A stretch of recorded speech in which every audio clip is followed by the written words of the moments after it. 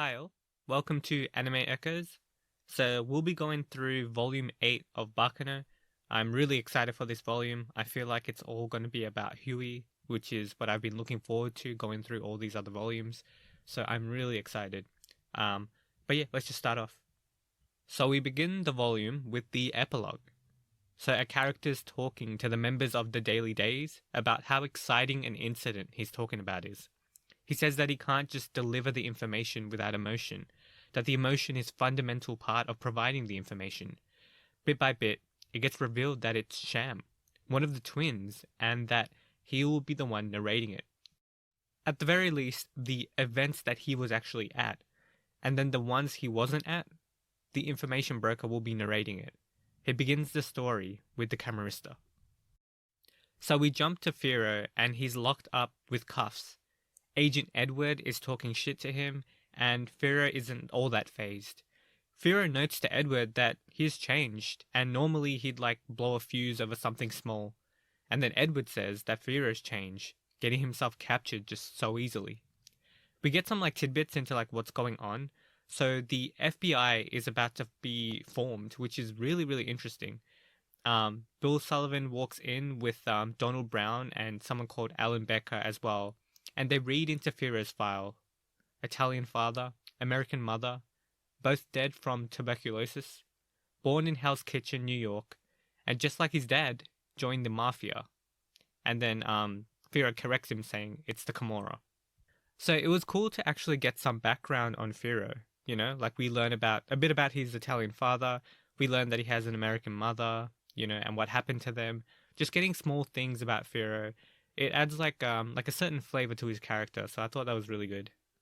Now Firo is cuffed and all that, and he's getting talked down by Bill Sullivan, and Firo immediately doesn't like this guy.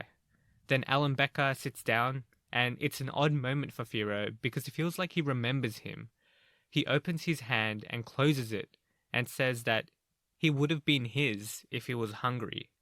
So it turns out this person before him, this Bill Sullivan, is someone from Zillad's past. And that's why Firo thought they felt familiar. And since he can eat people, right, he's probably an immortal. And turns out, or it's revealed very quickly, that it's Victor Talbot, so one of the immortals. Now it turns out Victor never really got along with the rest of the immortals back on the ship.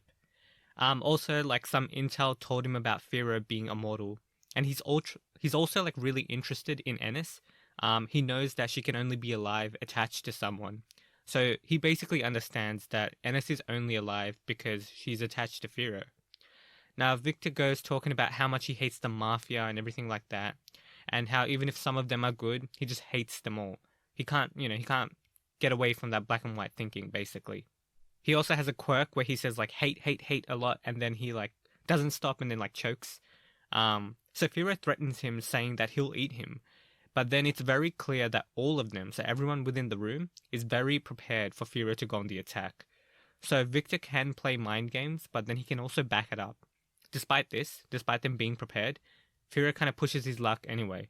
Firo flips the table up and, Victor catches it and then lands on the table. So Victor's plenty strong as well. He can definitely back it up. So Firo's finally kind of subsiding a bit and saying okay, what do you want me to do? And Victor says that he wants him to take a trip to Alcatraz, so to a prison. So this was a really cool intro, an introduction to Victor's character. He seems interesting. He seems kind of powerful. He seems kind of hot-headed also at the same time. Yeah, he's prepared, but you get the feeling that any spark could set him off. Also, he doesn't get along with a lot of the immortals, which makes a lot of sense. A lot of these immortals that we've seen, they're not really by the book, following the rules, but this guy's part of the bureau, so it's he's following the rules. It's very anti-alchemist. I wonder how he got to that stage. But yeah, this was a cool action scene and I enjoyed the dialogue. Now the next scene is one I really, really enjoyed. It has to do with Lad Russo, so we jump into this glorious tale about him. It's the prologue for his character, and it follows a certain guard. So this guard always thought that his position made him above all prisoners. He was an elite at the place he worked at, and to an extent, it's a fair assumption, right? He's the guard, they're the prisoners, and after all, he did reign over people. But something happens that triggers him into a bit of a scare. A bit of a scare would be kind of a mild way to put it, but what triggered him was a man named Lad Russo. So when the guard heard about Lad, he thought he would be some sort of maniac. He heard the tale about how he was part of some train incident that ended up being covered up by large agencies from people in power. He thought Lad would he would be absolutely insane given his body count, but to his surprise, at least initially, he showed himself to be quite contained, to be doing the work actually, getting along for the most part, not starting anything. All in all, based on the evidence before him, based on Lad's behavior, he couldn't help but consider Lad to be a model prisoner. Then this impression began to change, a little by little, after a certain incident. So some of the prisoners picked a fight with each other, specifically Gustavo, over something that was said. The guards rushed to the scene and had their weapons on hand to create some sort of order in the chaos before them. The guard who's telling this story, once again, had a lot of faith in himself. After all, he was with the other fellow guards, and he was by all purposes, above the lowly inmates before him. He liked to show his superiority, and because of that, he wanted to invoke some fear into the prisoners, scare them a little, to create some order, but also for his own, self-gratification. He threatens them by mentioning Alcatraz, a prison that sent shivers down the prisoner's spine, even Gustavo's, the current top dog at the prison. Despite this, it didn't send shivers down one person's spine. It didn't send the shivers down Lad's spine. In fact, it may have awoken something within him. Lad asks, Alcatraz, what can someone do to get into Alcatraz? The guard told him that a chicken like Lad should just stay in his lane. Only the worst prisoner is going to that place. Lad smiled, a very eerie and horrific smile. The smile terrified the guard, and it was on his mind after that incident. He felt a nasty hunch, like something awful was going to happen. He thought he would be jumped by Lad, but to his surprise, he was just eating dinner all by himself. No one around. Though with closer inspection, there were people around, but they were all just kind of laying on the floor, bruised, broken, battered. The guard didn't know what was going on, and he wanted to make excuses in his mind that Lad couldn't be this scary person he thought he was. But it became apparently clear that Lad was the one who beat up all the prisoners around him. Some guards were also looking on in terror. Gustavo was one of them, and he rushes at Lad, hurling a table at him. It breaks in two, and Lad slips by through the cracks, and then looks at the guards and says, "This counts as self-defense, right?" And then he punches the guy in the gut and then sends him flying, just packing. He looks at the guard in the face and says that this guy's he's full of himself, and he sees that he's someone who's comfortable, not going to die. The people who feel like this feel like they're the furthest from dying. That he's hilariously oblivious to death, and that he thinks that the prisoner's life is in his hands. People like that, it's Lad's job to teach them a lesson. And he whispers this into the guard's ear, that specific guard that we're following. The guard who's narrating is sure that Lad is going to kill him. The guard sees that happening and is looking on in disbelief. Now after this, Lad was put into solitary for 10 days. Generally, 1 day would be enough to take someone out, but Lad was put in for 10. The guard quit his job because he's now terrified for his life. And towards the end of the scene, he's losing it, and he feels like Lad is coming after him. He's scared of death now, right? Lad did that to him. He's now scared of death. And that's how the scene ends. It's such a really great way, it's such a vivid scene to showcase the perspective of the guard and how someone can be influenced by Lad. It showcases his conviction at the start, all the way to him realizing that his hunch was right and that he should be scared. The entire process of someone realizing that they had a feeling of, authority, a feeling of not dying the entire time, and then to realize that they are absolutely terrified of living now. The Lad taught the guard that lesson. He kept his promise. It's a great reintroduction to Lad. It sets him up as a menace and someone to definitely look out for. Him one-shotting Gustavo is a testament to his strength, and the carnage and the schemes he's going to cause will obviously be really interesting. We know that Lad is always looking for the next exciting possibility of bloodshed. I do wonder if his decision to check out Alcatraz was born from wonder, or was it because he knows Huey is in Alcatraz? I mean, probably because of Huey. Like, he did declare that he was going after him. Like, that is the guy he wants to take out the most. That being said, we see, like, Lad's more calculating side. How he can become a more, like, model prisoner for the sake of getting out. At least that's what I was thinking. I think he was suppressing himself for the moment where he could be released and then continue his journey of carnage. Perhaps hearing Alcatraz made him realize that he can experience bloodshed soon by going after Huey. That's where his thinking brain it gets put towards the back. Now he's only thinking about creating a mess. So before he was actually being more calculating and thinking and perhaps trying to get himself out of prison. But after hearing Alcatraz, he's like, nah, I'm gonna stop being, rational, and now completely give in to, the possibility of killing Huey, basically. And he's doing his duty of making guys who think they're gonna live feel the light go out of their eyes and then realize that they aren't in control anymore, that they don't have any autonomy anymore. Either way, I thought this prologue scene was like really, really good. It was a really good tale from like the perspective of a guard. I felt really immersed in it, like it was some sort of like side story, and it makes me like really excited to see how Lad acts from now on.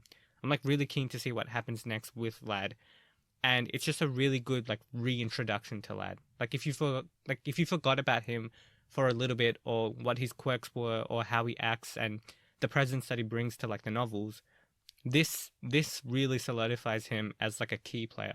Now the next scene involves a character named Renee. We're first showcased her like falling over and being like super clumsy. This seems to be like a theme with her character. We cut to a man, in a suit who is talking to some like shadowy figure. The shadowy figure doesn't say much, but eventually they mention Huey Laforet. Right after Renee brings in some coffee and food and hits into the man in the suit and he goes everywhere. The man in the suit reprimands her, but despite this dynamic, or her seeming like a subordinate, and him being the boss, her providing meals and coffee like a secretary, she's actually the director of the place. So despite her clumsy nature, she's actually the boss of this corporation. She says to the shadowy figure in a very carefree tone that she would like him to go after Huey Laforet and to gouge out one of his eyes, and the scene ends. From first impressions, she seems like a crazy scientist type of person who also has like a fairly upbeat personality, but she's also like super clumsy as well. Like generally scientists require like a certain amount of precision for their jobs, but most likely for her, she's kind of like playing with her experiments. If she wasn't having fun or messing around, I don't know if she would have made all the employees of Nebula into like guinea pigs and then half of them into like immortals. That being said, I wonder what she wants one of Huey's eyes for. Like most likely to experiment on. I mean, he is an immortal. But doesn't she know that immortals just kind of grow back their eyes? Like, how would you be able to take someone's eyes? How does that work?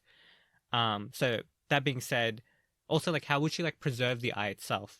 Like, how is she actually planning to take an immortal's eye and then have it still be alive? Like it's always going to be trying to, or maybe like if you encase the eye into something, right? Well, it's going to be trying to go back to Huey, but if it's encased, then it can't move anywhere. Now, she might be like a really interesting foil for Huey, with him being the emotionally detached crazy scientist and her being like the emotionally charged scientist. There is an image provided in the novel of what Renee looks like. It's of her like dropping the coffee. So that was really helpful because it allowed me to like construct what she looked like a lot easier. Either way, like keen to see what happens next. Anyhow, we find out the shadowy figure is Felix Walken. So I doubt the guy in the suit is Senator Barium though. Like Senator Barium had a lot more presence, so he's probably just like a subordinate to Renee. We get Felix's impression of Renee, which gives us more insight into her character. So from Felix's perspective, Renee, by all accounts, was a fairly innocent person, at least subjectively. Like, Renee never held any malice when she commits her crimes or anything like that. She basically just says what she thinks and acts accordingly. She's innocent in that sense. From a more objective standpoint, she's far more villainous. We hear about her buying human subjects to perform experiments on, and most likely that would be just the tip of the iceberg. For Felix, she's an interesting case of innocence, but he could also see the lunacy that she had like underneath all of that. Like she does very much seem like a crazy person on the outside, but I guess her felt experience of herself is just a person who like kind of does what they want, moves towards what's interesting for them, in a very innocent manner, like not holding any malice or bad intent or anything like that. Now, Felix feels like the lunacy he witnesses, I guess from Renee and just people in general, is something that was common sense, at least in his world, in the world of, the mafia and the hitmen and stuff like that. Now, that last line, I'm curious what he means by that overall, like specifically. Like, do you have to have some level of the screw in your head being loose to survive in a world of hitmen and mafia? I mean, that would make sense. In order to experiment on people, you would also have to be a bit crazy. But I think perhaps those who hold onto deep malice might be quick to die in this world that they're describing. Like those like Renee who merely just act at the behest of their desires have a certain strength that's required to survive in this world. Like if you're that emotionally charged and that like you're holding onto that much malice and anger and it's really specific and personal, you might make silly decisions or not have enough crazy within you to really go the extra mile, and you might end up dying really quickly. So we jump over to the Alver and we see Isaac and Miria talking about some of the crimes that they have committed. They were putting on a show for the rest of the folks at the place. They were quite well known now. In fact, everyone knew them. The place had actually turned into more of a restaurant, like once Prohibition had ended, and turns out it worked quite well for the business, so the Martello family is doing pretty well. Everyone who was like gathered around them needed to be a little tipsy in order to indulge themselves into Isaac and Miria's stories, because it's always like crazy hard to understand, like the plot of what they're actually saying, which is, similar to talking to someone who's kind of tipsy. But talking to someone who is tipsy when you're not can be kind of hard to keep track of. So I guess it's best to be tipsy as well in order to have these conversations, right? It'll just make it a lot easier to follow because you're not really following, you're just tipsy. So something to note is a middle-aged gentleman with a mustache arrives to their duo. So he proceeds to ask them questions about what they were wearing at each crime spot. Now Isaac and Mira clearly outline like what they were dressed in, as mummies for one, they were Indian apparels for one at the Genoard residence, and so on and so forth. So he's just giving them everything. Now the gentleman proceeds to like wear a smile throughout this entire conversation. So we the reader know that the smile is more of like a like a smirk, like an evil smirk. When I saw that line, that the smile was more of a smirk, and since the cover of the book has Isaac in prison clothes, I knew that eventually Isaac had to end up in prison somehow. So most likely, if someone is asking questions about their crimes and Isaac needs to end up in prison, this person, with the mustache, is probably a policeman. And turns out that's exactly who he was. As the duo was about to like exit Alver, and they go with the man with the mustache, like they're all outside. Though Isaac does tell Miria to go get his wallet because he left it. Now Miria does exactly that, and then Isaac tells the man that, they should go, like him and the mustache man should go. Now Isaac reveals very quickly to the cop that he knows that he's a cop. This surprised the cop because he didn't think he knew, but this also surprised me too. I didn't see Isaac as being someone who actually had a brain. It seems like he might actually be smart, like the smarter one out of the duo. I mean, this does make a lot of sense. Like Miria is generally doing like the supporting role while Isaac is saying some random crap and then making the plans and stuff like that. At least, so like it does kind of show that Isaac did have like more of like the intellectual side, but no one would really consider like Isaac like a well-planned person or kind of cunning in any way. That being said, talking about one's crimes out in the open isn't particularly bright, but regardless, we get to witness Isaac actually being someone that was kind of witty. I was honestly really impressed by Isaac at this moment. Like, it also made me think about the line in this scene from before, how they talk about how no one really knows the past of this duo. Like, in the last volume, it's hinted that they grew up, or Isaac grew in a place, like, similar to Millionaire's Row, which is quite a lavish place, all things considered. So Isaac might actually be like a rich boy that perhaps got bored of all the sparkle. Maybe Miria himself helped him get himself out of that scenario. I'm not actually sure, but with Isaac being taken away, Miriam comes back and to find Isaac gone, and it's a silent moment. Like, you feel pretty bad for Miria in this moment. It feels like her other half has just like disappeared. It has always been difficult to kind of like separate Isaac and Miria from each other. So seeing Miria just by herself felt pretty wrong and kind of sad. As a prediction, though, I think this might be setting up a reunion down the line. Like, I wouldn't be surprised if there's a scene where Isaac and Miria see each other again, post prison, and it's like super heartfelt. So yeah, I can't wait to see that, and also like get into the action because I feel like things are like really ramping up, and the prologue just ended. But yeah, that was a good way to like kind of end the prologue. Like this somber, slightly somber scene with between Isaac and Miria, like characters that are generally like really really happy. Like using that kind of contrast makes like as you're reading it, you're just like, oh, I haven't seen this before. Like I haven't seen these two be that sad or to be separated. Like this feels like a big deal, and this is just like the prologue. So yeah, I'm really looking forward to what happens next. So jumping out of the prologue and straight into the thick of the plot. So we arrive at Alcatraz with Firo, and he's looking on at the place, and we get some history in regards to Alcatraz and how it transformed and earned itself the name of being unescapable. How movies have made it into an icon, though none of that is on Firo's mind. He's just thinking back to how he got into this position in the first place. So through that, we get into a flashback, which is actually just following the prologue scene involving Firo. So Firo's sitting down after hearing Victor mention that he'll be going to Alcatraz. Now Firo, pretty standard response, why the hell would I ever go there? So Victor initially says that, for bragging rights, and then teases Firo and that he would be a favorite in no time because how girly his face is. Firo thinks back to how he's different now. How, that would previously kind of set him off, but now he's a bit more not somber, sorry, but like a bit more calm. And how he used to only like trust the Gandalf family and Claire, but now he had other people he considered family, like Ennis and Isaac and Miria. So anyway, back to the action. Victor brings up Ennis again, and Victor explains that Ennis ate an alchemist in order to actually gain emotions, guilt, and endless regret. Firo does remember it due to Zillad's memories, and he does wonder if Ennis is also still feeling that guilt for that incident. She did commit a bunch of crimes on Zillad's orders. She might be beating herself up for them. Now, Victor reveals that the alchemist that Ennis ate was in fact a good friend of his, but Victor doesn't want revenge or anything like that. He thinks that if eating people would have solved all his problems, then he would have done that already to Firo and to Huey. He doesn't want to imitate a psycho like Zillad. That being said, he's not over his friend being eaten, so he does threaten Firo, saying he can pin other crimes of Zillad onto her. So he's offering Firo like a plea bargain.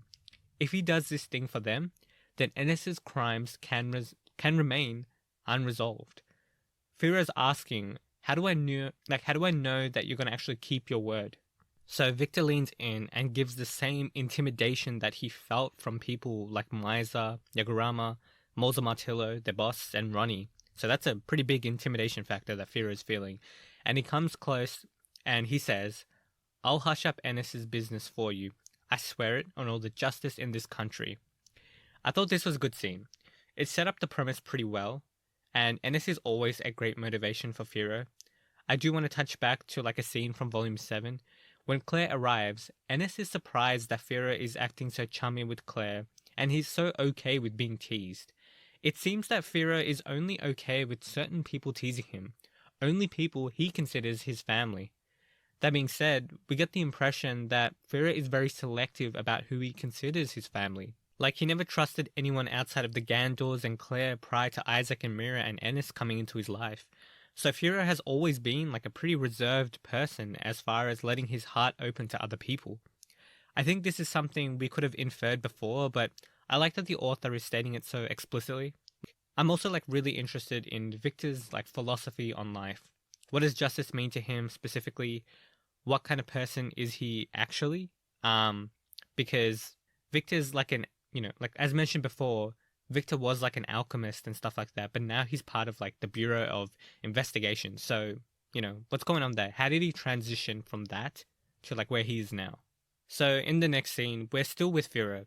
He's had a couple of days to think over the offer from Victor. He thought it would work out in some way, or the people within the family would fix the problem, but nothing actually happened. Fira says that Ronnie, who was abnormally confident, might do something about it, but it wasn't in Fira's nature to hope like that. In the end, he decided to solve the problem himself. This thought process is really interesting. So in the previous scene, we get nods to how Fira is very secretive about who he lets into his heart, and how distrusting he is of, people. While Fira does trust the Martillo family, his general distrust for people might be the reason why he doesn't ask Ronnie for help. Like he feels like he's being like too much by asking for help. He doesn't let himself get attached too easy. I do wonder if he's actually asked the Martillo family for help, or if in the 3 days he's basically like never mentioned it at all. Just with these small lines, I feel like Fira might put too much pressure on himself to fix his problems. It could be a small arc for Firo, where he has to learn to accept more help from people. Now, I'm going off like barely any evidence like whatsoever, so I'm keen to see where this goes. Victor had promised Firo that his identity would be safe and Huey's people would have no intel on him. His job is to like monitor Huey, after all. He was supposed to meet someone from the bureau in the prison, and a guard like speaks to him, and Firo is thinking this must be that person. The person I'm supposed to meet should all be good, and yeah, and then I guess the next step of the mission will continue. But turns out he's related to Huey, and he says that Huey is excited to have another fellow immortal nearby. Now, this makes Pharaoh's initial optimism about the situation immediately plummet, and once again he reiterates this is the pits, that it's not going to be an easy journey. So, this was a really good scene. Already the schemes are starting to reveal themselves, like Huey has people who are already interacting with Fira, like the machinations are already starting. So I'm keen to see what happens next, and yeah, it's just good. Like the ball is rolling, the plot's moving like really, really fast. And we've had like all these interesting scenes. So yeah. So we cut over to Ennis, and she's been depressed for a while. She was thinking about how Fira was a precious member of her family, something she never really had before. Despite this, she didn't realize just how much she cared about him until he had gone to prison. The absence of Fira left a gaping kind of hole that needed to be filled. But Ennis knows that she can't just stay depressed forever. She needs to move forward and come up with an action plan or something to do. Another thing that was bothering her was Isaac being taken in. It happened about a month ago, and everyone thought Miria was just being hysterical, but despite this, Miria didn't show any expression and then up and disappeared as well, and they hadn't seen her since. So there's a lot of like tension kind of going on. Things have happened that people don't really understand. People are missing, and it's just not a good situation to be in for Ennis. So yeah, the entire family is pretty tense right now. Now Shez goes to Ennis to cheer her up. He tells her that Fira will be fine. He is an immortal after all. Ennis says, yeah, that's true. After all, Shez has managed to survive for 200 years, and he managed to reunite with Misa too. Now, when Shez hears this, he gives like a hesitant yeah. Not sure what this is about, but it might have to do with what's explored with Shez's character in like the 5th novel. How despite reuniting with Misa, he continues to act like a kid, not showing his real self. He might still be doing that with Misa, and thus the idea of reuniting with Misa might make him feel kind of uncomfortable, knowing that he hasn't fully showcased himself fully and his actual personality. Now, after this, someone shows up and walks in and says he's here to talk to an old friend named Misa. Shez sees his face and immediately stiffens. We know from a reaction like this that it's probably another immortal. I had a feeling it was Victor, and at the end of the scene, it's confirmed that it is Victor. Luckily, Victor doesn't recognize Ennis, the person who killed his friend under Zillad's orders, so there wasn't really any conflict there, at least at the beginning. Though what this does set up is Ennis and Victor talking to each other. We're informed that Ennis does feel immense guilt for what she's done, so this would be a great way to reconcile those feelings and to also challenge them too. I'm curious to see if they ever make up, where despite Firo trying to clear Ennis's name by going to prison, Ennis kind of clears it herself by showing how she's changed and maybe helps out Victor a little. We'll have to see. In the scene, Victor is talking to Shez, saying it's been a while and that he looks good. So like Shez is like super stiff in this situation and is also questioning Victor, mostly if he knew Shez was with the Martillo family. Victor reveals that he has eyes that are looking at Shez, from all places, and he knew what he was doing. Now, this obviously freaks Shez out quite a bit. He is pretty cautious, and the idea that other people are monitoring him would freak him out. And he wants to question further, but Victor stops him. Instead, he asks Shez a pressing question. Where's Ferment? The guy you were with, the person you left the ship with.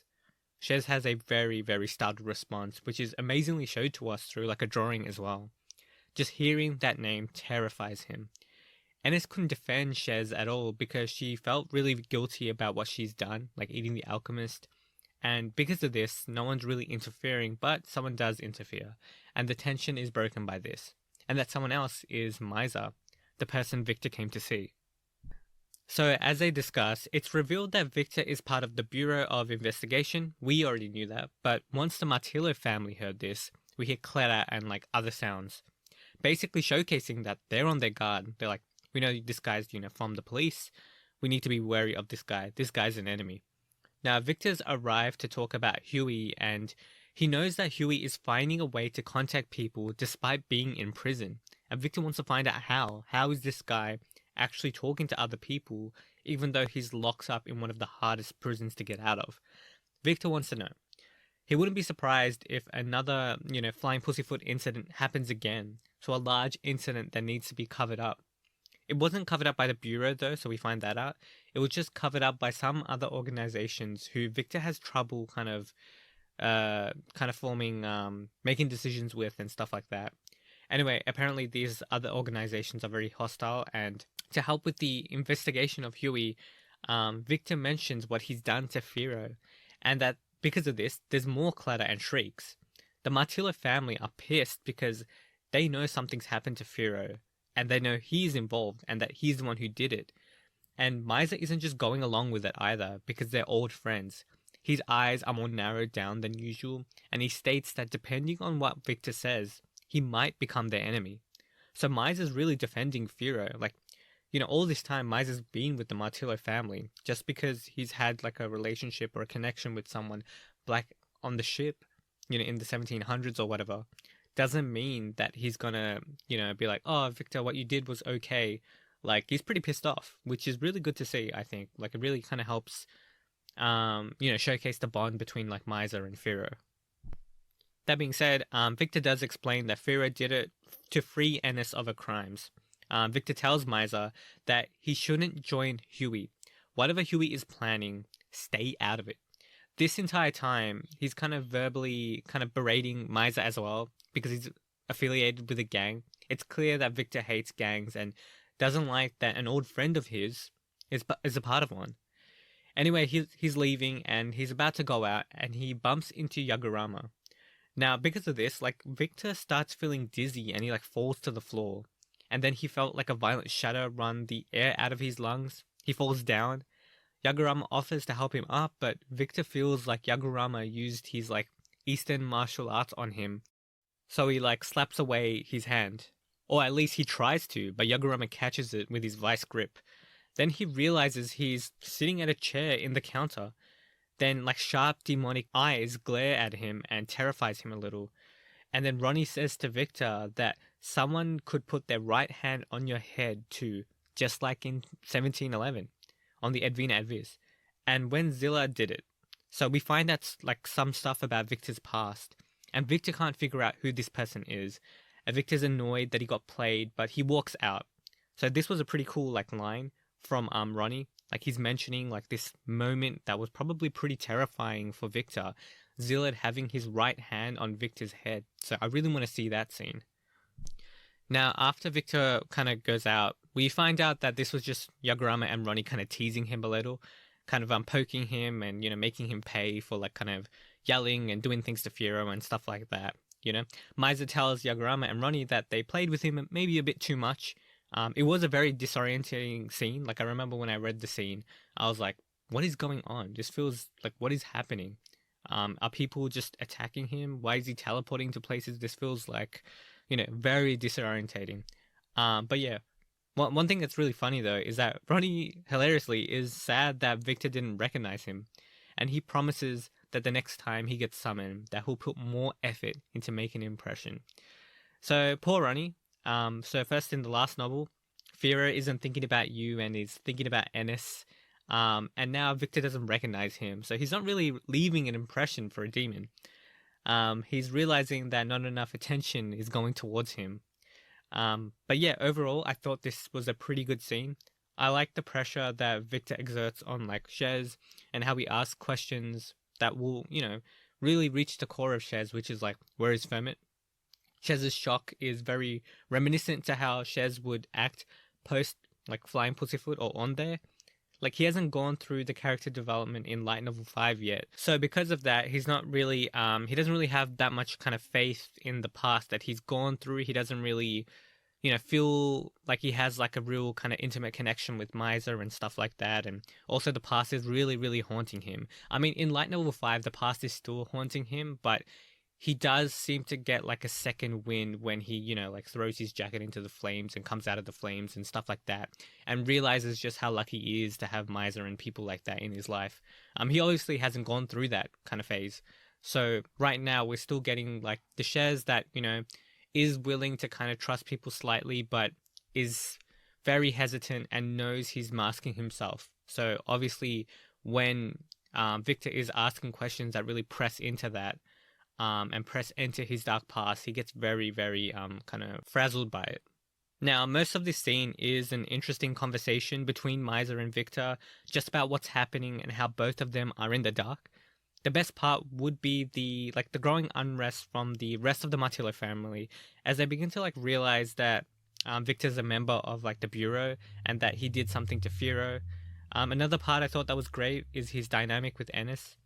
I'm really looking forward to seeing if this relationship develops further and if Ennis learns to forgive herself for her sins. While her feeling guilt is very human, if she never really had much of a conscience prior to consuming Victor's friend, then you can argue that she wasn't acting out of her own consciousness, let alone her own orders. So I do wonder if this friend will be explored thoroughly using Ennis's memories to a flashback in that time. If we'll maybe see that in a later volume. Though I feel like the author would probably want to save that for other volumes where the timeline is in the past. Maybe instead we might go through Ennis's emotions as well regarding the event without revealing too much about what actually happened to the friend and who he was and stuff like that. Either way, there's many different avenues to kind of explore this, this friend of Victor's. Either way, lots of intrigue, and I'm keen to see if Miser also gets involved in Huey's plot. Having a scene where a character comes to another character asking them to not get involved is generally it generally results in that character getting involved in some way. So I'm keen to see the Martillo family's role in the coming volume or the next volumes and stuff like that. So overall, this is kind of the end for the first section of volume 8. Yeah, having a blast. It's really, really good. Keen to see what happens next.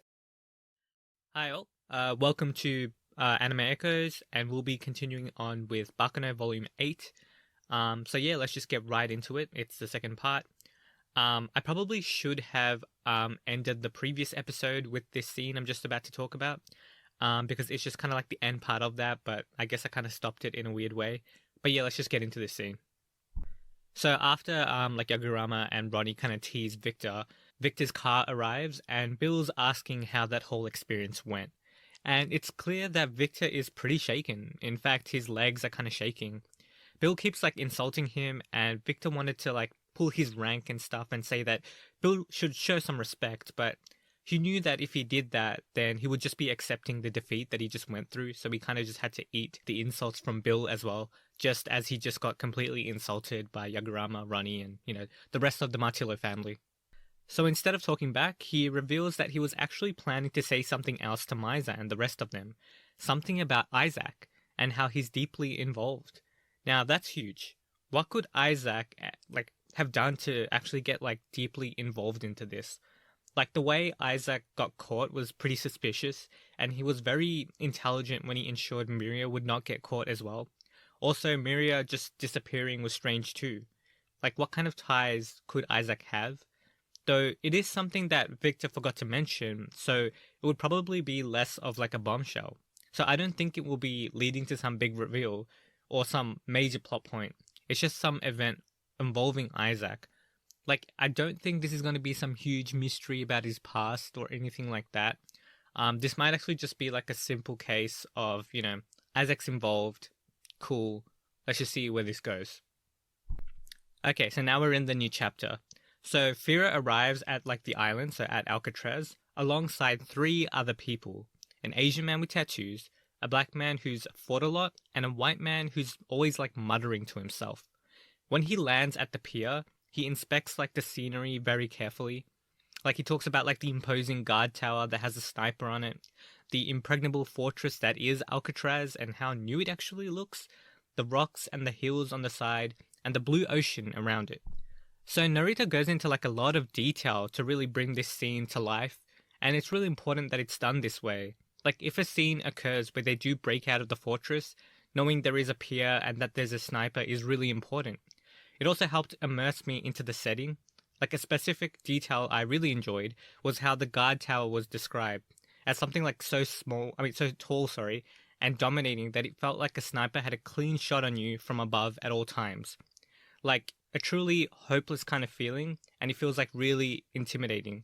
That like even reaching the fortress was a lost cause. Now once Firo arrived inside, he's immediately taken away from the other men by a guard, and he meets like a special administrator named Misery. So I like this dude already, and his name I think is awesome. Like Misery sounds really cool.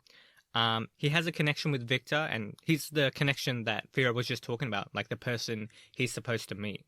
I like that Misery can tell some jokes, but Firo's sarcasm can sometimes be a lot, so he can't, like Misery can take a joke, but he can't take too much of Firo's sarcasm, basically. He's also like very well dressed, and he even feels like sympathy for Firo at times. I think it's nice that Firo is now contacting someone who will actually sympathize with him at least a little. While like Misery doesn't like gangsters just like Victor, he doesn't see them as evil or fully evil, or he doesn't always express how much he doesn't like them openly like Victor does. For the most part, he treats Firo like a person, and I really like that. Because Firo's kind of just been on the back foot the entire time. It's kind of nice to have someone who's, talking to him like a person, maybe kind of caring about what actually comes out of his mouth outside of what he actually has to offer for the mission. So it's nice to have someone like Misery, which is like really opposite to the name he has. Like he's not bringing misery to Firo. He's he's kind of helping him out. I mean, I wouldn't say helping him out, but he's a pleasant kind of experience for Firo to at least have, especially with just walking into a prison. Like it's nice to just have a normal conversation with someone. Now Firo tells Misery pretty early on that Huey knows that Firo has arrived and that he's immortal, so he already has all the information. Firo also asks if he's supposed to like eat Huey as the solution to the problem. Now the problem would be like whatever Huey's incident for New York is. They've kind of vaguely described it. Obviously no one really knows what it's going to be, but that's what they're trying to stop from happening. That being said, Misery says that Victor isn't like an ogre like that. They want to do this the right way. So there's a certain level of respect that's given towards Huey despite not agreeing with his goals. They don't want to just eat him. Like Victor doesn't want to just do that. He might also feel like a connection with Huey because they rode on the same ship, right? They're both immortals, which means they were on that ship from like the 1700s. So he might actually feel like a connection with him, which means that, like even though you are like a terrorist, this, that, like I don't want to just eat you and just solve the problem. I don't think that's actually going to work. He might low-key be trying to convince Huey that what he's trying to do is just a waste of time. But yeah, we'll have to see about that. We also learned that there's like many guards who are under control from the influence of Huey, and that if they torture a guard, then another will just take its place, like Hydra. That being said, the biggest worry isn't that. It's how Huey is managing to communicate with people on the outside, and also how he's receiving information. Misery has no clue how that's happening, and that is the mystery to solve. I'm pretty sure it's Lisa. She seems to be able to appear and disappear out of nowhere and talk to Huey, so most likely she is an informant or the informant. But the twins can also communicate Huey's thoughts as well, almost like directly. So I think we already know two ways in which Huey can actually receive and communicate information. Now, lastly, like Misery mentions that Fira was the only one who was supposed to arrive at Alcatraz on that day. So the other three people who were pushed in early, almost like it was like some sort of like onboarding system was like tampered with, in order to get these people to arrive at the prison on the same day as Fira. So some shenanigans is going on, like something really strange is happening. Firo does say that the white guy who was muttering to himself was strange, but overall nothing about him like stood out. So nothing about the three people stood out as of now. The scene ends with Firo getting checked and, walking naked back to his cell where his clothes will be. So overall, I thought this scene was good. I've warmed up pretty quickly to Firo's situation, and I've warmed up to Misery as well. I think that person's really cool.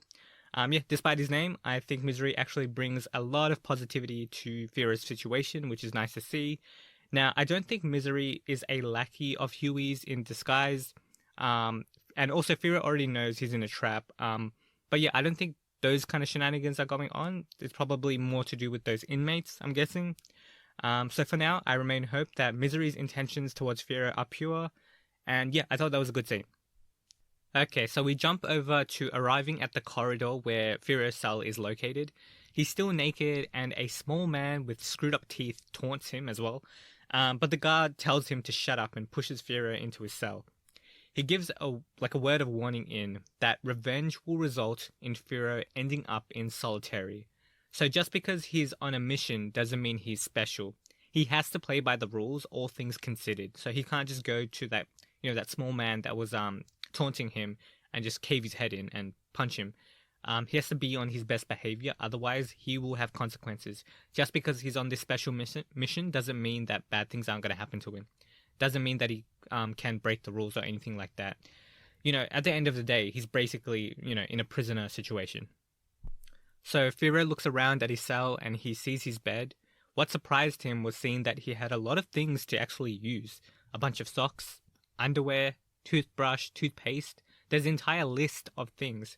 As I was reading the list, I was thinking just like Firo, like the amount of accessories these people have right now in this prison is pretty impressive, all things considered. Like, it's a prison. I thought they would have really shitty things, but as in they wouldn't have enough of the bare essentials, but it seems like they do. Now, one bad part is that the other inmates will be able to see him take a shit. Also, on the right side of his cell and on the left of his cell were the other inmates who kind of came in with him. So he has those other inmates. So those three inmates. I don't know. I guess it would be two of them on his side, right? They're very much next to him. So I'm pretty sure some interesting shenanigans is going to come out of that.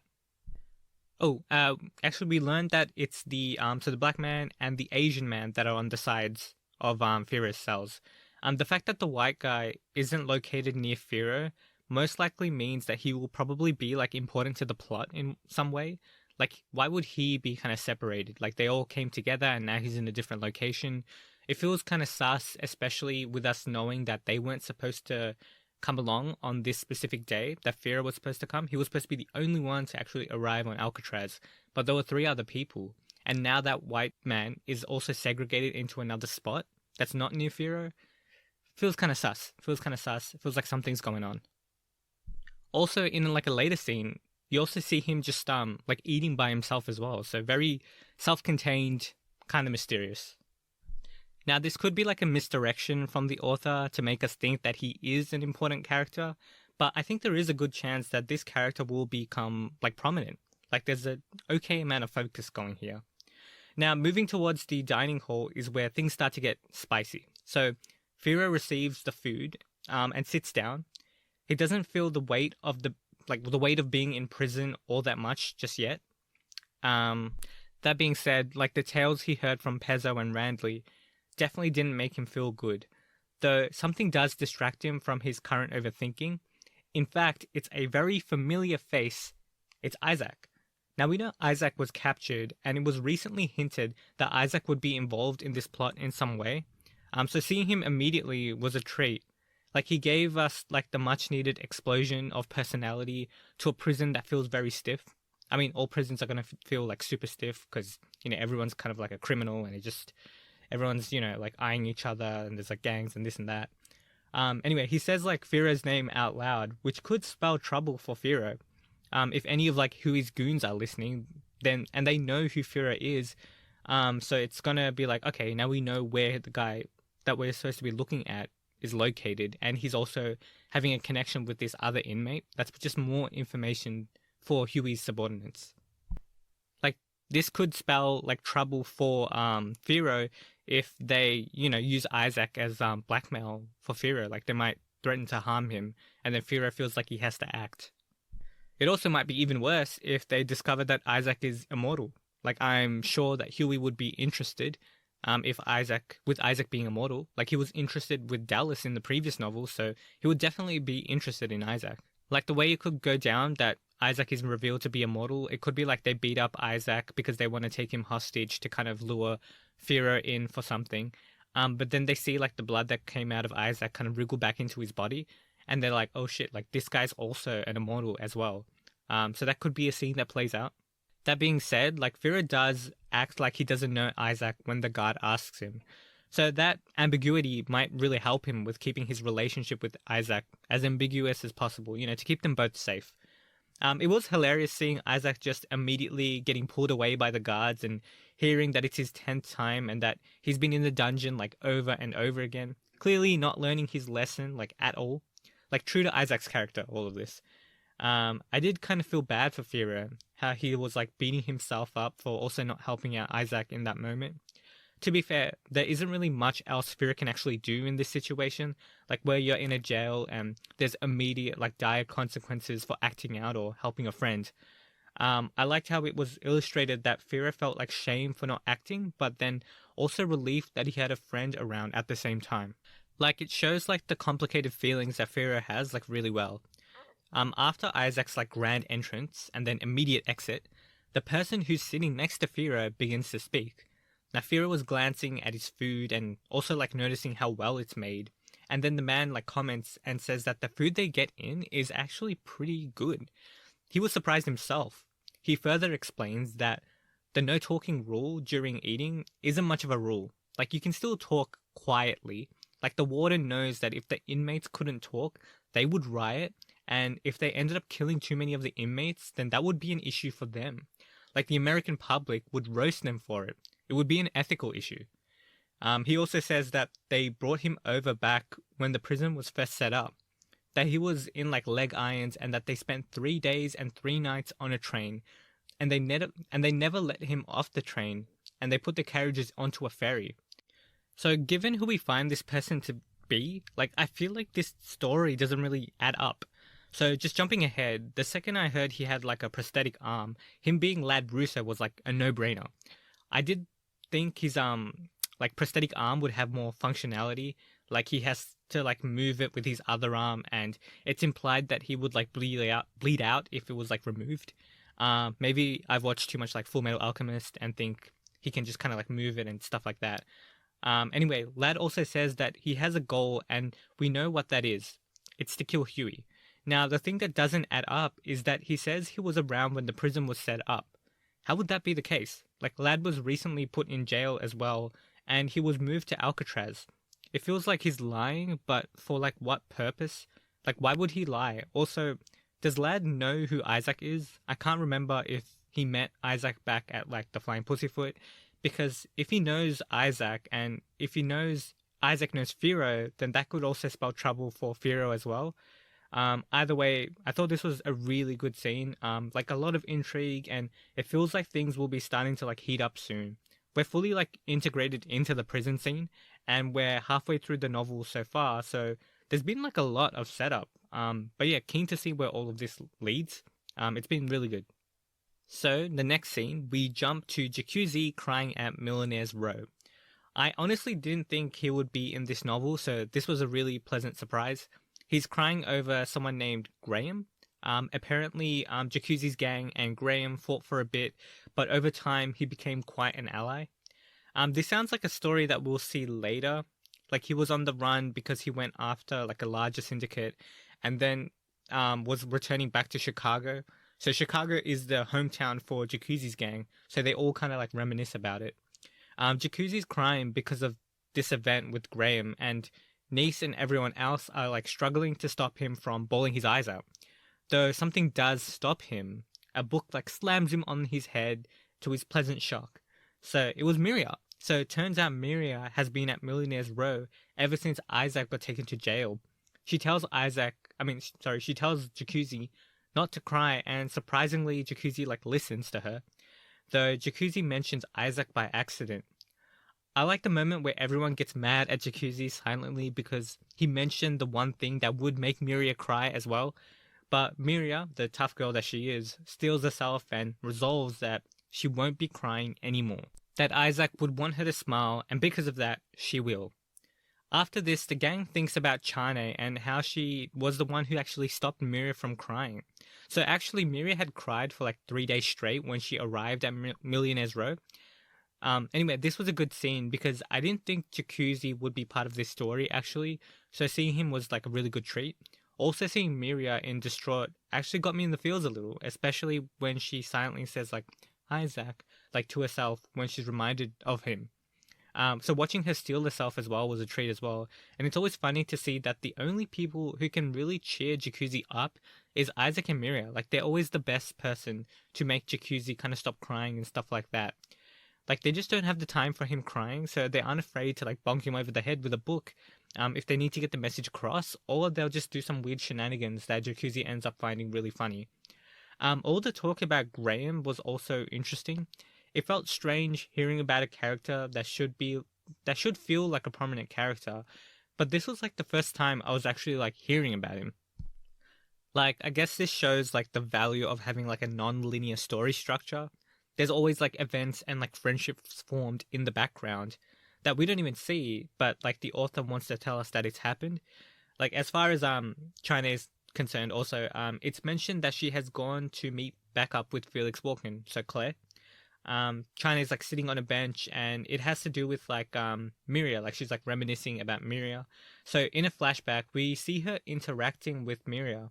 And initially, she saw Miria and Isaac as like a duo, and when Miria showed up without him, she knew that something was wrong. That makes a lot of sense. Like, we also, as the reader, we see Isaac and Miria very much as a duo. So, like, in the prologue scene where Isaac and Miria get separated, you know, that does hit close to home because they're always together and they're always bouncing off each other.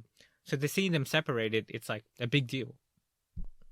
Anyway, so like eventually China goes to talk to Miria, and she's like writing things down so she can actually like converse with her. So she writes down what she wants to say, shows Miria, and then Miria kind of goes along with the conversation.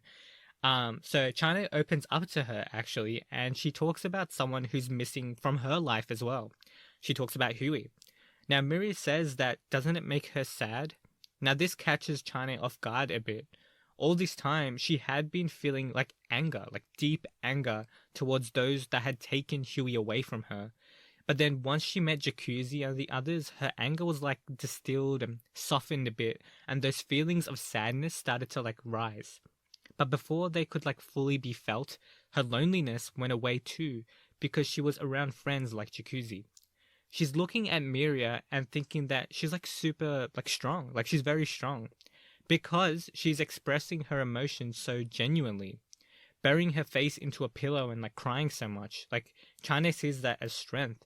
Like it's something that astonishes Chane, and she thinks to herself that she isn't strong. Miria says that, you know, they're both waiting for them to return, and Chane agrees, and they talk throughout like the entire night. So this is like a sweet scene where they both talk about like people that have like disappeared from their lives and how much it like hurts them and stuff like that. I think it's clear that China has issues with her own emotions. She's never really allowed herself to feel the emotion of sadness when Huey was taken from her. She never really got in touch with that, and she still hasn't. It's still buried in like quite deep. I think this novel or the next one or whatever may explore her getting in touch with her emotions. I remember in the in the third novel as well, there was like a certain hint towards China not really understanding her own emotions. Like Claire has a line like that. And it's also implied that Claire also slightly kind of suffers from that idea as well. Or something about like not knowing where to put his emotions towards or something like that. I can't fully remember, but I think emotions being a difficulty for China has been kind of a constant theme. Like we haven't seen Chane too much within these novels, but I think within the times that we have seen her, like the thing that does kind of that she can't really handle or deal with is her own emotions. Like Lad can get under her skin really easy during like the flying pussyfoot incident when they're fighting. Um, Whenever like Huey's mentioned, like she's, like she's always like in distraught and stuff like that because she just hasn't like settled her emotions. Another thing I really liked was that like Jacuzzi, like her becoming friends with Jacuzzi and the rest of them has really kind of, dampened that anger. Like I didn't like that happened to her as a result of being friends with Jacuzzi. Like she needs to get in touch with those emotions. But it also makes sense because she's not feeling lonely. Like like she doesn't feel like the only person in the world. Like most likely on the like in the beginning of the Flying Pussyfoot incident, she was with Goose and the rest of them, people she didn't care about. Like she was just working together with them in order to save Huey. But now she's formed like a genuine connection, so that loneliness factor is gone. And because of that loneliness factor is being gone, she's developed like more of like a heartfelt connection with other people. And now that anger that was there before has kind of subsided. But that sadness is still kind of buried deep within, I think. So yeah, I thought that was a really, really good scene. Now in the next scene, we're still with Chane, so like Spike shows up, in the area where Chane was like sitting on a bench waiting for Claire, and obviously this wasn't the person that Chane was expecting. I had the same thoughts as Chane, like, isn't he dead? Like obviously we saw him, in the prologue or the epilogue or whatever before. But I also had those thoughts. So like yeah, I guess it was Spike who shot Chi, when he went to assassinate Senator Barium. It was nice to have that thought confirmed with this scene. So Spike's talking like an asshole as always, and he's talking about how he follows someone else, and China puts together that his master is no longer Huey, so this guy's not working for Huey at all. She gets ready for the attack and then launches, but she gets hurled up in the air and then lands next to Spike. Turns out Spike isn't alone. Felix is there as well. Not the Felix Walken she's been waiting for, though. So not Claire, but the former Felix. The same one we saw with Spike in the last scene. Now, they don't really want to fight Chane. They just have a pressing question. Like the same question that we're all thinking as we're reading this novel. What the hell is Huey planning for New York? So many of these scenes further enhance like the hype and the mystery that surrounds Huey's intentions and what he actually plans to do. Like I've been wondering, like, is he good or evil or stuff like that? But that kind of question feels like it's not even close to the point of this character. Like in true like Baccano fashion, like it's going to be the shades of grey. It's not going to be simple, and bit by bit, like the pieces will come together. It was nice seeing like Felix also in action, and it's a good callback with Spike in Volume 2. I really do want to see like Claire and the former Felix meet up and converse as well. I'm hoping the next scene Claire shows up and then they have like a chat. But either way, so far it doesn't seem like the scene between Spike, Felix, and Chane is finished. So there could be a good chance that Claire pops up like by the end of it.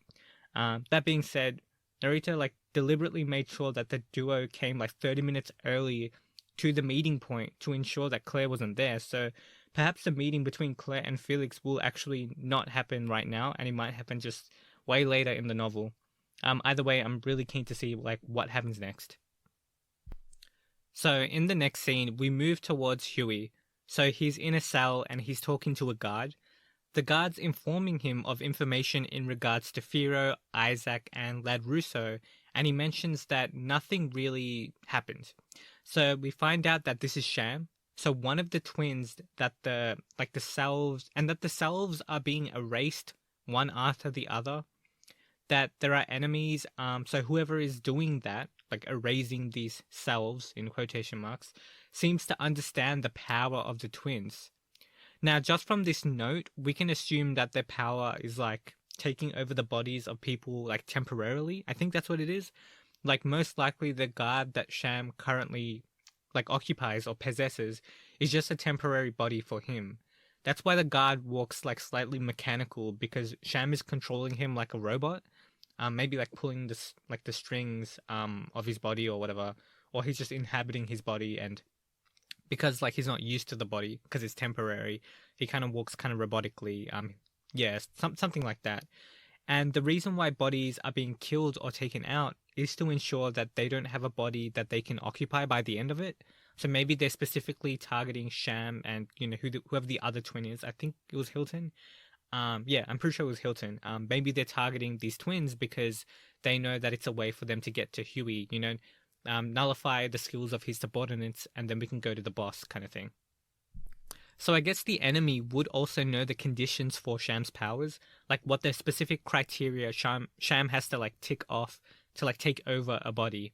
Otherwise, he could just take over like plenty of bodies and confuse the enemy, especially if he could just jump around bodies just on a whim. So there's probably some sort of requirement for Sham to take over people, and because of that, the requirement will probably illuminate to the enemy the type of people they need to kill to like inhibit that ability. Like maybe it's easier for him to take over the lives of certain type of people, or maybe he has to get certain people into a certain area in order to affect to awaken his ability. Blah blah. I don't really know how it works, but I'm just speculating. Maybe there's like a mark on the bodies of those who are taken over, which will give it away to the enemy. Either way, this is just speculation, so we'll have to see what's going on. Now next, Lisa is like sleeping on the bed in like Huey's cell. Huey wakes her up and asks her, sorry, like what's happening. She says that that Sham's doing pretty well, but there are some like strange guys. I'm not sure what this means, but Lisa says that they'll be able to finish them off really fast. Now this makes it seem like they can also have like copies of themselves too. Like both Lisa and the twins, sorry, act as like hive minds, just like kind of like Phil's, and they can tap into the bodies of those copies. The reason why I'm moving a tad away from the same ability as Phil's is because these homunculi seem to have like varying powers somewhat. Like Phil's can't appear from the darkness like Lisa can. So finding out what the twins and Lisa's powers are specifically will be really interesting, I think, and also like really key into the plans. Huey also tells Lisa to be like really careful of Victor. After mentioning his name, Huey reminisces about his conversation with Victor when he got like arrested. Victor's mostly being cocky and says that they are like torturing like Huey or anything like that. There are many people such as Nebula who would want to like mess with his body and have questions, but he's not going to do that. But he's not going to let stuff slide either. Like Victor states that Huey doesn't understand people's feelings or people's pain, but yet he's also a genius and a really skilled actor. So left to his own devices, he's very dangerous, and before long, he has people following him and they're wrapped up in his spider's web. If Huey was like given to like a politician or something like that, he would have them wrapped in his web so fast, then out of nowhere, everyone would be dead, and like Huey would have escaped to in that situation. Now, Huey says that it's in his imagination, but Victor blurts out that there's no freaking way he's ever allowing that, and even presses on Huey asking if anyone can actually pick his brain. Now, Huey answers like very forthcomingly, and says, yeah, Alma and Denkara. Once again, his relationship with Alma is like endlessly fascinating because of how different they are. But Denkara too, a character I know like nothing about. It's a good way to build up hype for Denkara as well, like connecting him with Huey, a huge character, and also Alma, a huge character. Now, Victor also makes up some crazy reasoning about how he can't eat Huey despite him being dangerous, because Huey could have like a contingency plan within his like own memories to take control of Victor. I think this part of it is paranoia from like Victor, but I think even more so, Victor doesn't want to do that to Huey. Like I think sharing time on that ship in the 1700s formed a bond between them. Like he also knows he's not logical like Huey, so he won't play into like a game of words with him. Like he's not going to keep talking to him and just kind of fall into his pace. Instead, he tells him that he will be locked out, and that once they've done something to Nebula, then he can walk out. So that almost feels like Victor's kind of like looking out for Huey in some way.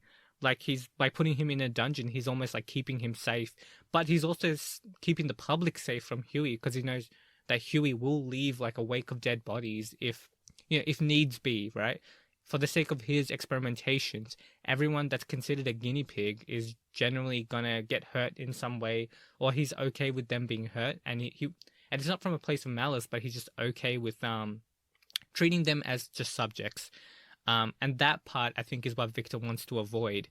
As far as like, Huey having some like contingency plan of with when Victor eats him and then that contingency plan activates. I think all of that is just Victor's imagination. Like I think Huey's on point about that. But I think Victor is also in point about like the destruction that Huey can cause once he deems people to be part of his experiments. And I think Victor's struggle in understanding Huey is also pretty real because he just can't get into that head of his, and yet he's also like kind of formed a connection with him on the 1700 in the 1700s, sorry. So it's an interesting dynamic that Victor has with Huey, and I'm hoping we get more of like an exploration of it, like within this novel or in the next ones. Because so far I think they have a pretty good dynamic going. Yeah, like you get the impression that Victor just wants Huey to like let things go and leave the Nebula problems to like the Bureau, to leave it to Victor. As of right now, like the two parties see Nebula as a threat just based on this conversation. So Huey and the Bureau too have a common enemy. That makes me think that Huey's actions that could potentially seem nefarious, like I mean I think it's pretty obvious that it doesn't really come from a place of malice. It just stems from his dispassionate nature of seeing people as subjects within his experimentation. So at the end of this this scene, he proclaims that he's not staying in Alcatraz anymore and that he wants to leave, and that the previously like designated people are just like his research subjects. Now, as mentioned before, we know that Huey can be cruel to these kinds of people. And anyway, like this is the part where we might see like Huey's personality dip to the dark side, not from a place of malice, but just from a place of just being a scientist kind of thing. And it's that reduction and that dispassionate nature at which he conducts himself, after reducing people into just things, basically. Like even in the novel, like right at the end, the author notes that he says that phrase, like a phrase, like really far too like arbitrarily, like the things he's gonna do, he's just like, yeah, whatever, like completely detached. Anyways, I think this was a really, really great scene, and the more we get to see from Huey, the better it is. Also, like learning all these small things about Victor is also super, super interesting, and I'm really keen to see where this goes. You can also like just going very general now, like the uncertainty that Fira feels, the introduction of Lad into the scenes, which makes things more tense because Lad is like kind of like a loose cannon, so you don't really know what to expect from him. All these things about like the twins and their powers, what's going on there. Like there's so many different directions that this story can go, and yet we're also like very focused on like the prison element of this story. So I do like that there is like a lot of focus as well. Like every scene feels like it's kind of like its own world that you're kind of getting into, and then you kind of pop out of that world and then you jump into another one. But it doesn't feel full bloated or like too chaotic.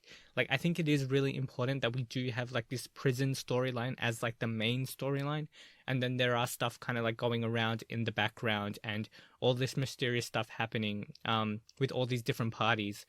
Like learning about Graham, like that feels like a massive like wrench in the works kind of thing. Like, who is this guy? Why should I care? What's going on with Graham? Barely know him, has ties to Jacuzzi, but that's about it. Like there's all these different things kind of being released and for us to kind of let seep into our brains. But yeah, I mean like, but I do like, I guess the main thing I just want to highlight is that having the focus being on the prison itself helps us, I guess, be even more interested about all these other random things that are going on, because what it does is it, like by having like a main focus for the for this novel or for this arc or whatever, it just makes it more cohesive. We have something to like really kind of look forward to on like on a plot level that's kind of easy to follow, and then we can have like the more overarching plot threads which are kind of harder to follow and just have them kind of dangling. So I thought that was a pretty good choice by the author. And just personally, I've actually been really enjoying this novel so far. I really do like kind of prison stories. They're always super exciting. I'm always like, I'm always kind of scared for the characters within the prisons because I know some bad shit is going to happen to them. And, like the prison etiquette Always learning about prison etiquette is always interesting because it feels like its own culture, its own vibe. And then like the guards are also like part of the culture as well. And I think that's like kind of like a callback to, the guard who had that interaction with Lad in kind of like in the prologue section where we get that reintroduction of Lad and he like scares the shit out of a guard and they're like fearing for their lives. We get to kind of see, like the just how like how in control the guards think they are. But then at the same time with this like Alcatraz prison, you don't really get that kind of that feeling because I think maybe because the inmates are so crazy and like they said before, like if you don't give them a little bit about what they want, they will actually riot. So I think the guards actually know that there's a way that they can actually be on the back foot. Yeah, like the warden knows that if they kill too many of the inmates, they have like an issue on their hand. So just learning like little tidbits like that, it just makes it a lot more interesting. It makes the setting a lot more fun to actually be in. And I also think that Firo is like such a good kind of character to kind of go through the prison scene with. Because he's just never been there. He's kind of scared. He doesn't really know what to do. But he's also immortal, so we know that if anything horrible is going to happen, he's going to end up okay. Though, that being said, Dallas was also immortal, and we know horrible things happened to him. He was like under the ocean, just drowning for ages. But I don't think the author would do something like that to Firo because he seems to like him quite a bit. So I don't think he'll put him in a situation like that. But Fira is like a pretty good character to just kind of like travel through this prison scene with. And yeah, just Huey is just endlessly fascinating, endlessly interesting. And yeah, I just really like that connection between him and Alma. Now we have this connection between him and Denkro as well. So he's going to be like that new character that I really want to meet. Yeah, like I really want to meet Denkro now because like could these three characters like Huey, Alma, and Denkro, could they be like this trio of like just really interesting characters who have this philosophical view on how life should be and their goals and this and that and what they're testing. Yeah, I'm really keen to see Denkro as well, just by virtue of having that connection between Huey and Denkro. So yeah, I thought that was really good as well. And yeah, like seeing Spike again was kind of funny. Really thought he was dead. Turns out he's not. Not like I'm invested in Spike, but like I really just thought he like died. Just out of the story. Like volume 2 feels like the volume where characters actually like passed away. Like Goose died, Spike died. I'm pretty sure Goose is dead, but Spike's back, so that's pretty interesting. Either way, I'm just really enjoying this novel and I can't wait to get into like the next part. So yeah, thank you everyone for watching, and yeah, I'll see you guys in the next episode. Hi all, welcome to Anime Echoes. So we'll be continuing on for volume 8 of Baccano. So let's just get into it. So the next scene is an interesting one.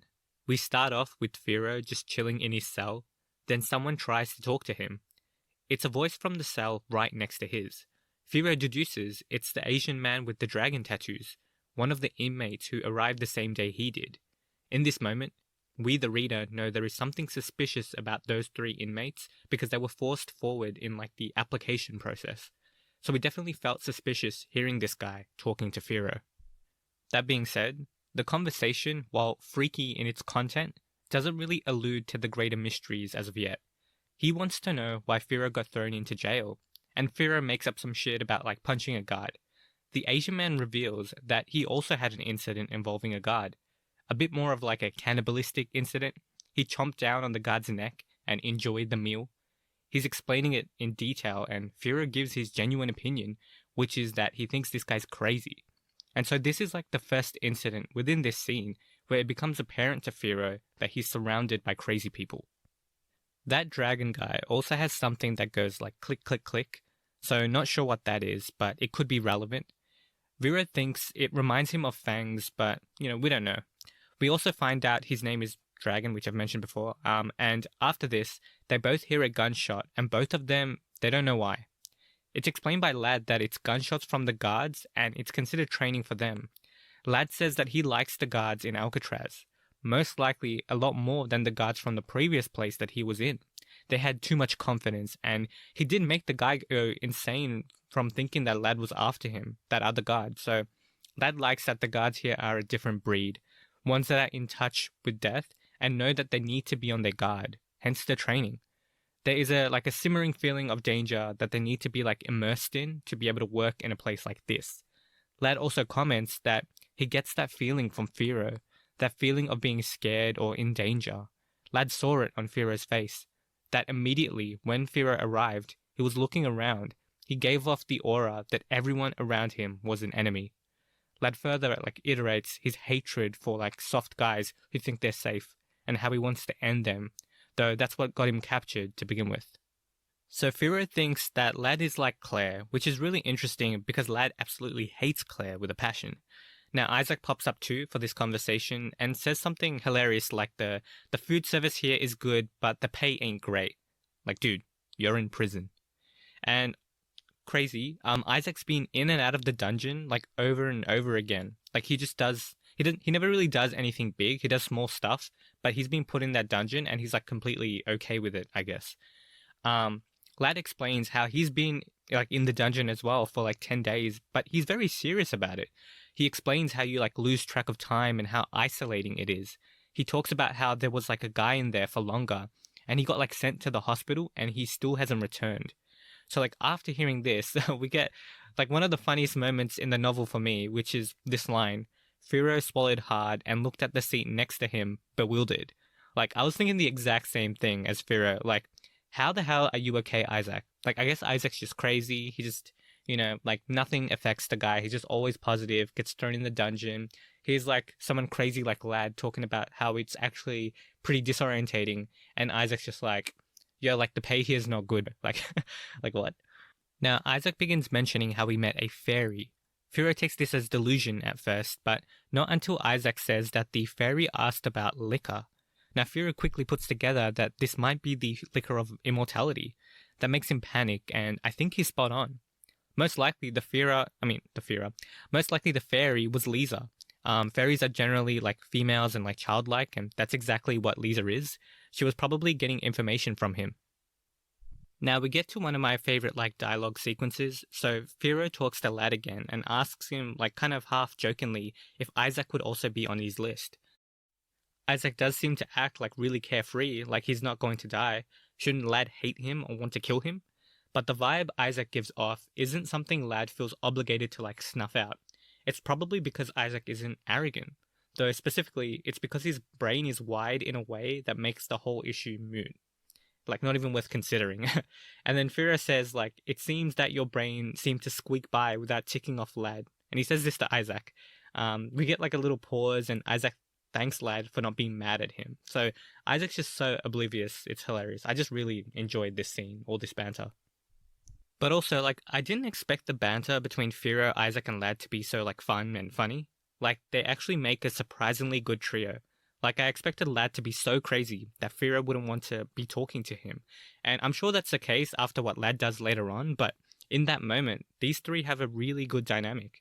They also talk about how they're all from New York, and then we find out that Graham is Lad Russo's little wild brother.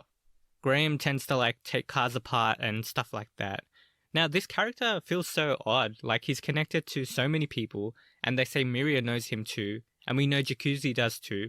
It's just strange knowing that a story happened, but chronologically going through these books, it doesn't show the event. It's referencing something that we haven't actually seen yet. It feels kind of odd, but I guess it's kind of the beauty of Baccano as well. Also, just to further kind of reiterate how or illustrate how good their dynamic is, we get a really good page, a page that's drawn of Isaac, Firo, and Lad together just kind of talking. So I thought that was really well drawn and really helped kind of emphasize that they actually do have a pretty good dynamic. Now things kick into high gear when the black man, so one of the inmates who arrived with Firo, is holding up another of the inmates who arrived with Firo. So that's the white guy who kind of murmurs to himself. So the black guy, whose name is Gig, is annoyed by the murmuring and thinks the white man is saying something. He's holding him by his throat and kind of choking him with his arms. The guards are moving in, but this scene is the perfect scene according to Lad. We get a little window into how Lad's brain works, and where he talks about this scene of Gig choking someone presents him with an opportunity, and how he is at the behest of the best opportunity when it presents itself. How when something's that perfect, he's willing to risk his life and live with no regrets, and this is exactly the scene he wants, the scene that opens things up for him. So Lad gets up and states that he's going to go fulfill his goals of trying to kill Huey LaFerre. Now Firo is obviously shocked that Huey was mentioned, as it's also his goal too, just in a different way. Like he doesn't want to kill him, but he needs to like figure out something. Lad goes up to fight and punches Gig in the gut and then square in the nose, knocking him completely unconscious. Now the guards are already there, and the guards are very hesitant with Lad. They know he's a wild beast, and they've had an incident with him before. They treat him like he owns like a shotgun almost, like they're that wary, but ultimately he gets taken away to the dungeon. That was his plan after all. That is where Huey is being held, and he's interested in that fairy as well that Isaac was talking about. Now Fira is very surprised by this, and it makes sense why. Things weren't that awful just yet, so the weight of what it means to be in Alcatraz hadn't hit him just yet. But upon having that awful conversation with like the cannibalist dragon, and then having a pleasant conversation with Lad, and then seeing him destroy someone immediately after with a punch so powerful it seemed inhuman, the reality of the type of people who would actually be in a prison like Alcatraz hit Fira again. That reality was laid bare to him, that everyone around him might be a loose cannon and absolutely crazy. Desperately wanting to find someone who was somewhat more normal or like less violent, Fira wants to know why Isaac was put in Alcatraz. He wants someone to trust badly. Isaac just reveals that he was put in Alcatraz because they couldn't put him in a regular prison. His sentence was just 50 days and Victor set it up. Fira figures out that it was most likely Victor using Isaac as like a bribe against him and Ennis, and Fira is now absolutely pissed off at Victor now for putting him in this situation. Coupled with the realization that everyone outside of him or outside of Isaac were loony and how awful that actually is, and seeing how he got played by Victor who put him in this situation, he can't help but feel like deep anger at the situation he finds himself in. Just lastly, there's this like funny joke where like Lad makes up some like nonsense about how Gig was going to throw the muttering white guy at Lad, and he says this to like confuse the guards, right? But Isaac just totally buys into it and is like, so that big man was trying to kill Lad. Ooh, that was a close one. Like, just Isaac being Isaac. Now, overall, I thought this scene was great. Like, it really honed in the reality of the situation, like seeping into like the bone marrow of Firo. Like, Firo is very uncomfortable, and that creates some like good like tension for the story, I think. Also, as mentioned before, the dynamic with Lad, Firo, and Isaac is just fantastic. I'm really hoping they all see each other again. I'm hoping that they aren't on opposite sides when that happens, at least just to get a bit more banter before Fira and Lad probably end up on opposite sides. But, you know, like, that probably won't happen. Like, this scene makes it feel like Fira just realized that Lad is someone he should absolutely not mess with at all under most circumstances. Lastly, you know, just some predictions. Dragon is still kind of suspicious, in my opinion. I don't think Gig is that suspicious only because he's made out to be like the guy who gets taken out. I think the white man is also still suspicious as well. Like, he's always just muttering him to himself. Last time he was just off on his own. He's still, I don't know, just something strange about him. Though he did seem like powerless, like in the scene. Like, he was taken out pretty easily. So, yeah, I don't know. Either way, keen to see what happens next. I thought this was a really great scene. So in the next scene, things are starting to really like heat up as a certain incident occurs. We jump over to Victor and the rest of the bureau, and he gives a pretty interesting description of Huey. He talks about how he's a researcher and he doesn't really get the end mixed up with the means. So even if you figure out what he's thinking, you can't figure out the means. If you try to stop him, he'll just include you as part of the experiment. It's hard to tell whether he's stubborn or flexible, because his experiments don't really have a beginning, middle, and end. It's a plan that's constantly in motion. This could be referring to like Huey's idea of time in the previous novel, about how it's non-linear. Huey's plan is also non-linear and therefore, you know, kind of hard to grasp. They also consider that the other inmates that arrived with Firo to be like Nebula's doing. Now, Edward was about to like say something about Firo, but then the phone rings and we cut away to the Alver. We jump over to a conversation with Ronnie. It's someone asking for a favor from him to break someone out of prison, and Ronnie says that, like, to this person, that in order to use like his unlimited power, that'll put them on the side of things. Essentially, that they will be like kind of part of the Martillo family because he only ever uses his power for the family. He also mentions to the person that the person she/he is trying to save is someone that they are drawn to from the bottom of their heart. Now, this person is kind of unsure whether it's up for them to decide their fate. The person decides to kind of hold off, and Ronnie gives some advice that the police have already gotten to their apartment and that they should stay with their friends and kind of cry their eyes out for a while. While it may be true what this person's trying to say did to be selfish, it's for that very reason why you're drawn to him. This entire conversation is probably between Ennis and Ronnie. It could also be Miria. So it could be Ennis because she knows Ronnie and they have worked together. She was with him for like the last two volumes, and the person she wants to break out is Firo. And Firo sacrificing himself for Ennis can be considered selfish in the sense that she never asked him to do it. But that's also what she likes about him, and Ronnie mentions that as well, that she's drawn to him because of that. It could be Miria too, though I do doubt it, but only because she does go cry her eyes out with her friends at Millionaire's Row, which is exactly what Ronnie proposes for this person to do. And Isaac too, like, sacrifice himself to save Miria and is in prison. Overall, this is probably Ennis, and the police arriving at an apartment gives more credence to that. I don't even know if Isaac and Miria have an apartment, but I know Fira and Ennis share one, so it's probably Ennis. So I like this discussion a lot because we just get like Ronnie's responses, but we can very easily kind of fill in the gaps based on his wording. Like, it's literally just Ronnie says whatever, and our minds fill in the blanks. So like, it's really fun and unique. And it's just a really fun and unique way to like convey a conversation and also to hide who the person asking this conversation is. And whoever that person is, we really get into their world and what they're going through, despite not actually hearing a word of what they said. So once it's revealed who this person is, we'll have like greater insight into their mind and into their mind. And so this was done in a pretty unique way, and I really, really thought it was kind of captivating. Now, Ronnie stops reminiscing about that conversation, right? So that's in the past, and he's talking with Miser. Ronnie says he's pondering love. I think this is even more evidence for Ennis, though that could also work for Miria. Miser is worried about Firo. He is in Alcatraz after all. Now, Ronnie asks if he regrets being a mafia member to Miser. Now, Miser says that he regrets summoning Ronnie, but he doesn't have like the faintest regret now that he's like here. And Ronnie says likewise. Now, after this, some like static starts and we tune into a radio. We get notified Placido Russo is believed to be involved with like a certain kidnapping, and there are like serial bombing incidents that took place in Allison Hill in Illinois. Like, the explosives were in 300 locations, so not sure how many casualties there were, but the kidnappings happened in Chicago and 200 people actually disappeared. Also, Senator Barium is in Chicago, and Allison Hill is where Nebula is based too. We also hear from a conversation that 60% of the residents in Allison are Nebula personnel. So it's a pretty shocking event, and this seems to be the event that will like kick things off. Like Ronnie tops it off saying, "Let's see what you've got, Huey LaFerre, and all you mortal human beings."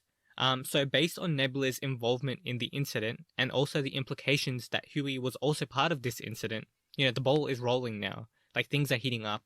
200 kidnapped is a lot, and most likely they are experiment subjects, but I think this is for Nebula because it's like near their town. The bombs could very well be Huey, maybe. Honestly, no clue. But like, it's revealed that there weren't any casualties from the bomb, and that's kind of very Huey kind of thing. He doesn't want to include random people in his experiments. Like, you have to be a subject to get hurt from his experiments. He doesn't involve like innocent people. Though if we do find out that there are kind of like victims who are innocent, then maybe this is also more Nebula stuff. Now we jump over to China, and Spike is wanting her to come along. China is planning to not go along and, holds out. China is like clenching her knives, but then like 10 men kind of walks towards them. They say Spike, there's like a problem on like their radio. The fact that Spike's group are also surprised by what's going on the radio is surprising, especially since we saw like the Nebula head person like interacting with Felix, and we saw Felix interacting with Senator Barium as well. Like, I was under the impression that the Nebula and the Senator were working together in some way. Maybe he's just not privy to all of the information, or maybe Spike was just left out, and his men were also left out on the information as well. Though Spike notices that there's one too many footsteps. Spike is like, "Who's this?" And then the person says, "I'm me." Now, just from that line, it was obvious that it was Claire. So like turns out he's just been looking over the entire time, and he too had shown up early. He didn't jump in because China just looked way too cute. And Claire reveals that his name is Felix Balkan, and obviously Spike does like a double take and is really confused. There's a hilarious moment where like Spike looks over to like the former Felix, and he just like reverts his eye contact. He's just like, I don't want to deal with this. Anyway, this was a pretty decent scene. Claire was bound to show up, and he's as quirky as ever. What I'm really looking forward to is Claire versus Felix, if it happens, or like the confusion that comes from them having the same name. So this should be good. Now we cut back to the bureau, and naturally, given the incident of explosions and kidnappings, they are all alarmed. They're confused that they didn't get the broadcast earlier, like it was leaked. Now Victor says something really interesting. Huey LaFerre, so all the me's he had in New York were decoys. I think what this means is all of their leads on Huey that they were so confident about turned out to be duds. They got played. And after this, a person who appears to be like homeless comes along saying he has a message from Huey. He says, I apologize for adding trouble, but I can't afford to involve you in the relationship between myself and Nebula at this point, so I'm going to tie you down for a bit longer. The homeless person reveals he's got a bomb with a fuse, and Victor tells them to get down. Luckily, Bill and Edward had already dived, and the explosion kind of roars in the building. Most likely, Victor got caught in the explosion, considering he's an immortal. Like, Huey knows the explosion can't kill Victor, so it's not like he's intentionally trying to murder him. He just wants to tie him down. I guess he sees Victor as more of a nuisance than like anything else. Huey's dialogue is like really like fascinating. Like, his relationship with himself and Nebula seems to be pretty complicated. Like, he defines it as just a relationship. He doesn't even call them his enemies. Like, it's just a relationship. It feels like there's so much more to kind of be revealed about Huey's dynamic with Nebula. So far, Nebula or Renee just wants his eyes, just another subject for their experiments. At least that's the kind of vibe I get.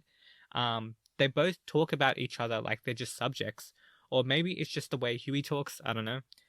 Like, once again, everything is looked at dispassionately. Even if Nebula is his primary foil, at the end of the day, to this like detached scientist, or to both of these detached scientists, it's just a relationship within their plans. Either way, I'm keen to see like the ripple effects of how this incident kind of goes. In the next scene, we jump over to Firo, who's in his bed. Dragon is talking to him about what just kind of happened in the prison, at the fact that Lad just punched a guy so hard that they flew.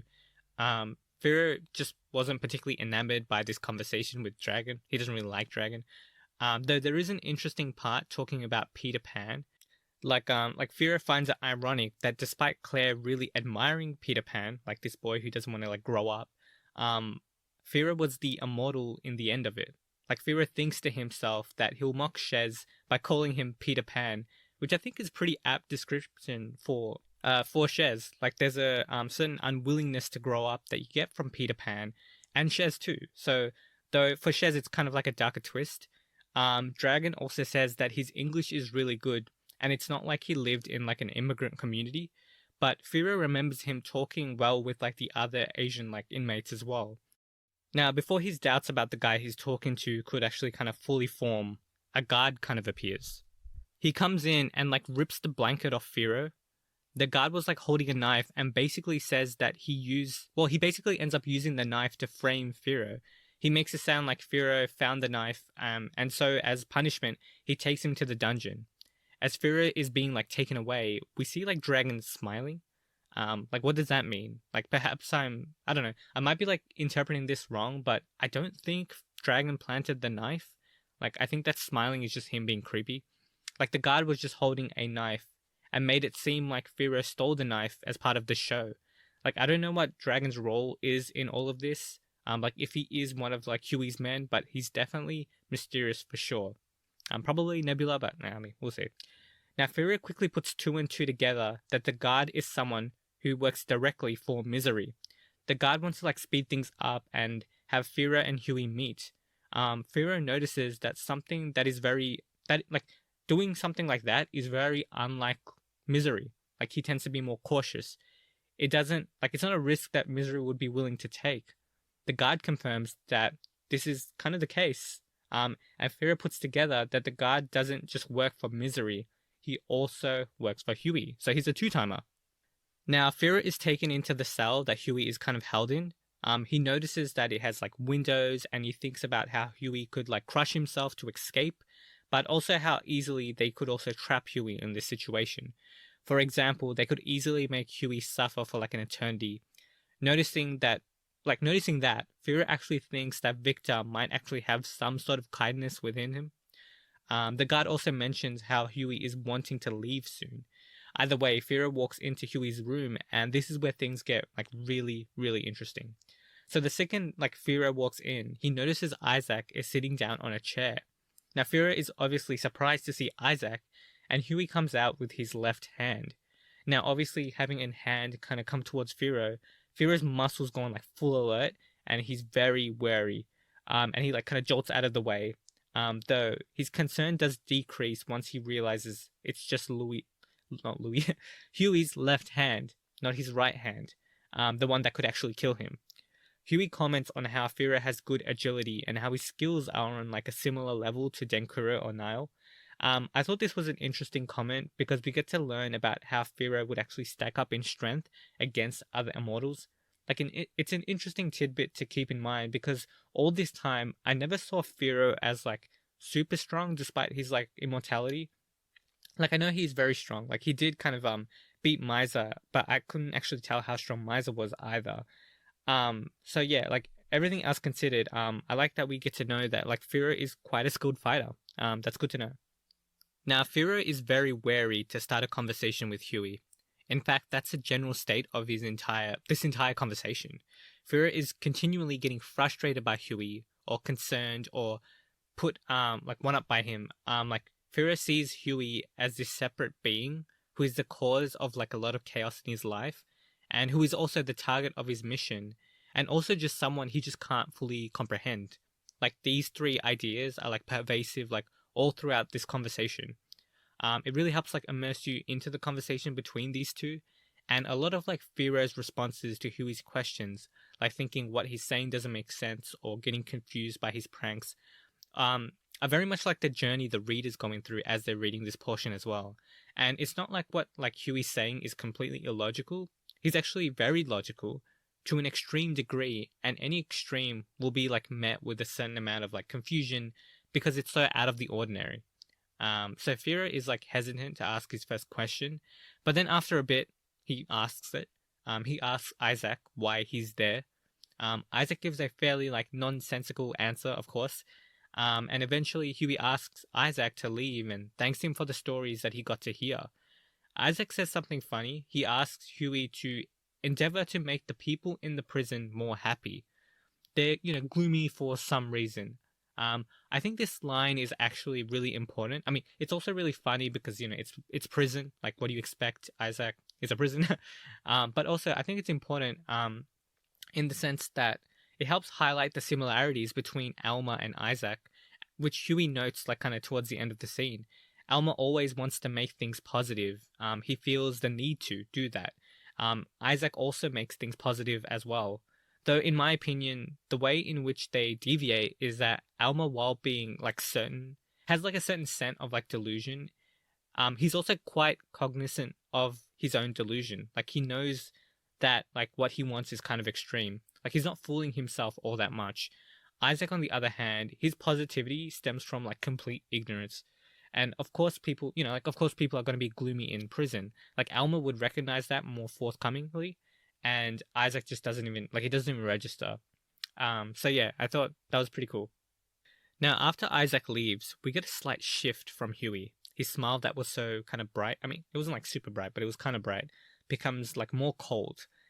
Huey even comments about how he likes to cause mischief sometimes, and he's talking about how he taunted Firo by using his left hand. Like he knew Firo would be scared with a feint like that. He knew that Firo would immediately kind of back off because he would think like another immortal is trying to eat him with their right hand. Though despite this kind of apology from Huey, this isn't the last bit of mischief in this scene. Like there's plenty of it, but at the same time, you have to like weed out what parts are him just having fun and how much of it is actually real. Like that's kind of like the mystery of this guy. Now, Huey does answer Fira's question about Isaac. He says that he was intrigued in Isaac because he's an immortal. Prior to the answer of why Huey is interested in Firo, Firo states to Huey that he should no longer like mess with his family. Like he can do whatever he wants, but he just can't mess with the people that he cares about. He can't mess with Ennis. Huey says that he will not as long as Firo cooperates. And this is why Huey is interested in Firo, because of Zilad's memories. Of course. This makes so much sense. And for the life of me, I actually couldn't figure out why Huey would be interested in Firo. But it makes so much sense that it would be because of like Zilad's memories. That they would intrigue Huey. Like it's Zilad's memories. Huey goes into like the more psychological aspects of what it means for Firo to have such memories. He specifies the insecurities Firo is undergoing like quite succinctly. He outlines how Firo is having like an identity crisis, on how he's like trying to hold on to himself for dear life and not merging with like the bad aspects from Zilad. Like he doesn't want to change. Now Firo asks a question that we're all wanting to know. What are you doing, Huey? Like what's the plan? Huey says once again that his plan is to summon the demon. But I think we get a more like in-depth perspective into how Huey actually thinks. Huey says deep down he wants to know what comes next. I simply want to know. And that's all. After this line, we get a really in-depth response. He first talks about how he used to have more of like an existential related questions about like the meaning of life and why he was born, but he quickly got tired of such thoughts. He realized he could find so many answers to such questions that he ultimately found it meaningless. Even though he knows the answers are inside him, it means little to him ultimately. So now he's interested in the answers other people have found. Philosophers, innocent children, the wicked, the good, the contrary, the fools. I simply want to know how different people find like meaning in their life and the truths that they have. I simply want to know. That's all. Then he goes talking about like various questions that plague him, like ESP, murders, etc. He goes into how he doesn't need a point to all of that. He just needs to know, and that's all. Then we get like a really interesting part where Firo asks if he could learn something from something, would he be willing to destroy the world? Like if destroying the world meant he could actually learn something, would he do it? And Huey says for the sake of knowledge, then yes. Then Huey starts like cracking up and showing his ultimate lunacy and then says, I'm kidding. Like I'm just kidding. Like, did you think I was just acting on such a pathetic motivation? Like, good grief. Like, I was a child when I believed that the world should be destroyed. So, like, a lot of what he said was kind of a prank. What I find interesting is that when Huey says, did you think I was acting on such a pathetic motivation? It almost feels like he's talking to the reader. Like, based on so many of the interactions from Huey that we've seen, so much of it showcases a character who just wants to know things. That's how his character has been boiled down to. Now, I don't think that this part of his character isn't fundamental, but like Huey said, he doesn't have such pathetic motivations. So it's almost like the author is saying to us, the reader, Huey's not that simple. Like, don't think Huey is just such a simple guy. There's more to him, obviously. Someone like Huey not understanding that destroying the world is silly, like that would be childish.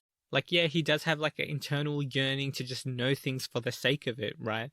But he's not willing to create like, the apocalypse just for that to happen. Like, he may have had those thoughts when he was a kid, but he knows that's not the case. Like, the extreme parts of my personality isn't going to be so simple that I don't understand that destroying the world is a bad thing. Now, obviously, now that it's revealed that Huey was kind of messing with Firo the entire time as well, obviously Firo is kind of ticked off because he knows he's being teased. But I think this is where we get a bit more like sincerity, where Huey talks about his only friend. I think this is like complete truth that he's speaking. He talks about Alma and how he wants to bring joy to everyone he sees, and how he wants to make everyone on the planet with different mindsets, religions, politics, etc., good people, and villains alike happy as well. Like, that's what he wants. Huey considers him to be completely insane, a lunatic, a false villain, but he's also his friend, and you get the vibe that he is the dear one, like he thinks very fondly of Alma.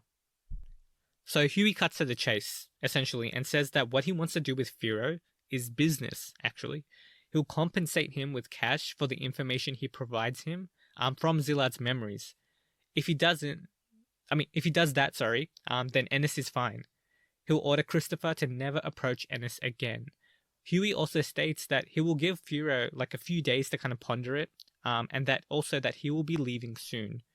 If Furo agrees, he'll give like an advance payment and provide information about his method of how to make contact. Like that's the information that Victor wants Furo, and that would complete his mission, right? Mission accomplished. Furo can get the hell out of there. He doesn't need to deal with all these crazy people.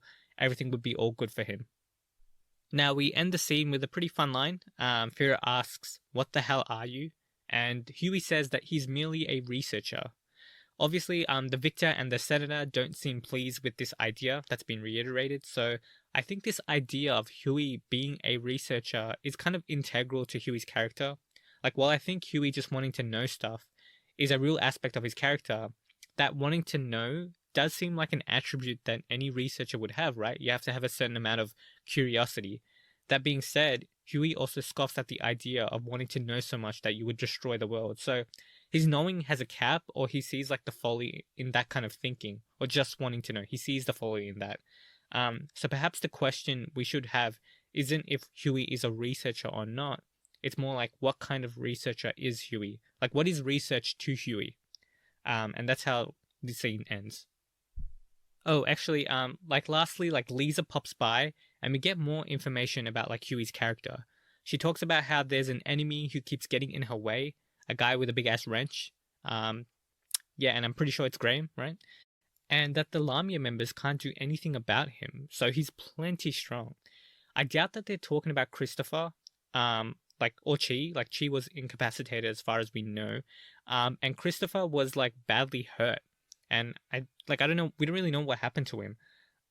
Also like Christopher's super strong, so like, I feel like it would be really surprising for someone who can like somewhat deal with Claire to be really struggling so much with like Graham, unless Graham is like incredibly powerful. But yeah. Now the part where we hear about Huey is through like Lisa's comments. She says that when Huey was talking with Firo and Isaac, he was having fun. Like actually like having a lot of fun, and Lisa is kind of a bit jealous and psychotically says that she wants to kill them for capturing his attention so easily. Huey mentions that while he talked with Isaac, it reminded him of his past, of an old friend, and that Isaac resembles him. His personality, or perhaps the way he's out of his mind. I wonder what like out of his mind means. Like the fact that Isaac acts insane like Alma, or is it like literally out of his mind? Like Alma and Isaac, I don't know. Like I don't think they overthink stuff that much. Like Alma just wants to kind of help people he sees. Like seeing people with your eyes is something you do when you're outside of your mind. Like Isaac's simplicity also showcased like a lack of forethought. Like another way someone is out of their mind is to not overthink stuff and to just kind of help people. Maybe he's seeing like people who are less like overthinking in nature and seeing them as like somewhat free or something like that. I don't know. This is like complete speculation, like based off that one line, so it could go nowhere. Anyway, like this scene, like wow, like this is such a good scene. Like I think it's the best scene of the novel so far. It's super interesting. Like the conversation was great, like between Firo and Huey, everything we learned. Like it was so good seeing Huey have such fun, like have such a fun personality as well. Like he likes indulging in mischief, which makes everything just kind of fun and exciting. Like even though he gives off like the cold, calculating type, and he is that type, like he jokes around and like his jokes and his calculating nature is kind of mixed. So it makes it fun to watch. Like also we get to learn how his mind works, and it's definitely like really intriguing to read. It feels a lot like Misdirection for now, maybe like a lot of ideas about how he thinks are really interesting, and but we aren't really like fully allowed to like land anywhere and say like, well, this is who Huey is.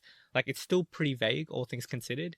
I also do think it's interesting that he mentions Victor and Senator Barium specifically in regards to him being a researcher. I've been wanting to see more of like the Senator Barium guy, like real soon. Like from the prologue from the previous novel, he was really interesting. Like he had like this goal of showing like the power of humanity and this and that, and we haven't really seen him, so I want to see more of him.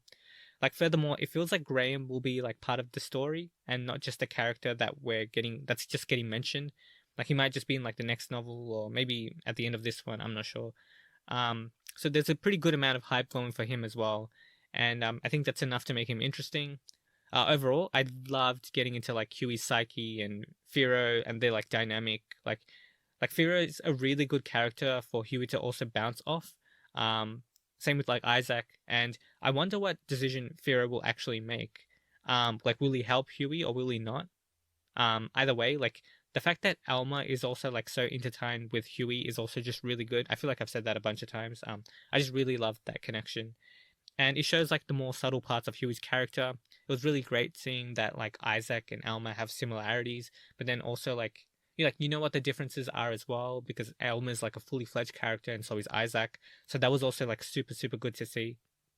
But yeah, I just really want to kind of reiterate again just how interesting Huey's mind kind of is. I really like that line where he talks about like he did his research and then he found all these these truths about how like existential stuff works and this and that, and eventually he found so many ideas from like other people or whatever, um, that he I mean, not from other people. He found so many like answers that he no longer found it interesting, and now he's like, well, what makes other people feel alive? What gives them meaning? And what are their truths? So I thought that was like a really good perspective to have. And just makes Huey's character just even more interesting because he's gone through like a little transition from like what he thought to like where he is now. Like he's never gonna be that simple character who just wants to know, wants to know, wants to know, and then wants to like destroy the world. I mean, he wants to summon a demon, so that's pretty crazy. But so did Miser, right? We know that Miser summoned a demon. Like like you still like it's still hard to land on like who Huey is despite this entire conversation. But I think it's a pretty good foundation to be like, okay, so this is what Huey is like at least a little bit. Now, just out of all the scenes that we kind of went through in this episode, I'm just kind of going to list like the scenes that kind of stood out to me. So the conversation between Lad, Fira, and Isaac was really good. I feel like I kind of iterated just how much of like a great dynamic that these characters kind of had. Also the scene where Lad kind of shows how terrifying he is to Firo again. I thought that was great as well. Also just everything about like Firo kind of coming to terms with the situation he was actually in. I thought that was really good too. Just Isaac in general, like he's just funny. He's so oblivious, but he's also like just the comparisons between Isaac and Alma were just great as well. We just talked about that. And yeah, the conversation between Huey and Firo was just amazing. Like that was just such an amazing conversation. Oh, and just kind of like an honorable mention, which is that scene with Ronnie, where he's talking to someone and we don't actually know who he is, who the person is, and they're trying to like help out someone who got taken to prison. Just that entire scene, it was very uniquely done. Yeah, just loved it. And yeah, keen to see where all of this goes. And yeah, thank you all for listening. And yeah, I'll see you guys in the next episode. All right, bye. Hi all, welcome to Anime Echoes. So this is the last part for Baccano Volume 8. So let's just get into it. So we start off with like a small interaction between Felix, Claire, and Spike. Spike is thinking that Claire has like a few screws loose, kind of crazy, and Claire slowly remembers who Spike is. He's impressed that Spike survived, though I don't think he's actually impressed, though I was also surprised that Spike survived, so we have that in common. Now we jump over to Victor's team, and after the explosion from the homeless-looking person that Huey sent, Victor is catching his bearings and, more importantly, making sure to see if his team's okay.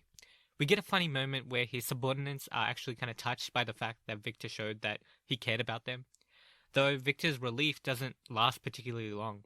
He peers out the window and the homeless-looking dude who blew up was covered in blood, his arm was twisted, his head was twisted, and he's outside the building for everyone to see. So because of this, those who saw it were now moving towards him. Now, this will obviously create a crowd, like people will move towards this guy and be like, what the hell is going on? And this will create a story, and this is a smart way to tie down Victor. Like there will be a crowd right in front of this building that he's in. Obviously Huey never expected like the blast to incapacitate Victor, but he knows that random citizens looking at a mangled dead body will. It's a smart play by Huey, and understandably, Victor's upset. Now the next scene is very interesting.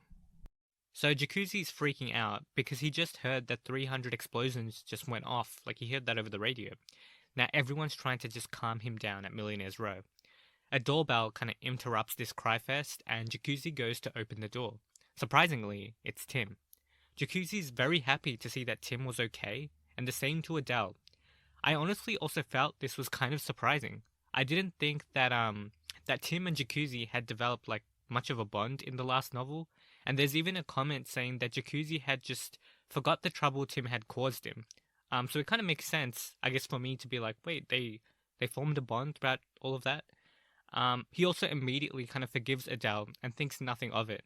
I think this makes a lot of sense given Jacuzzi's character. He is very forgiving, but I still thought he would maybe be like a little afraid of them, like not so like forthcoming of like, oh Tim, oh Adele, you're here, kind of thing. Like maybe like, oh Tim, Adele, you're here, like that kind of vibe. So Jacuzzi is not afraid of Tim or Adele. He is, however, afraid of what they have to say. So Tim mentions that Jacuzzi's gang could be like a good hostage for them. Like it would be a good way to deal with Graham. They can't seem to beat the guy. Graham is just that much of like an unstoppable force. That being said, Tim explains that he won't be doing that to them, and that Lisa has found another hostage, a better one.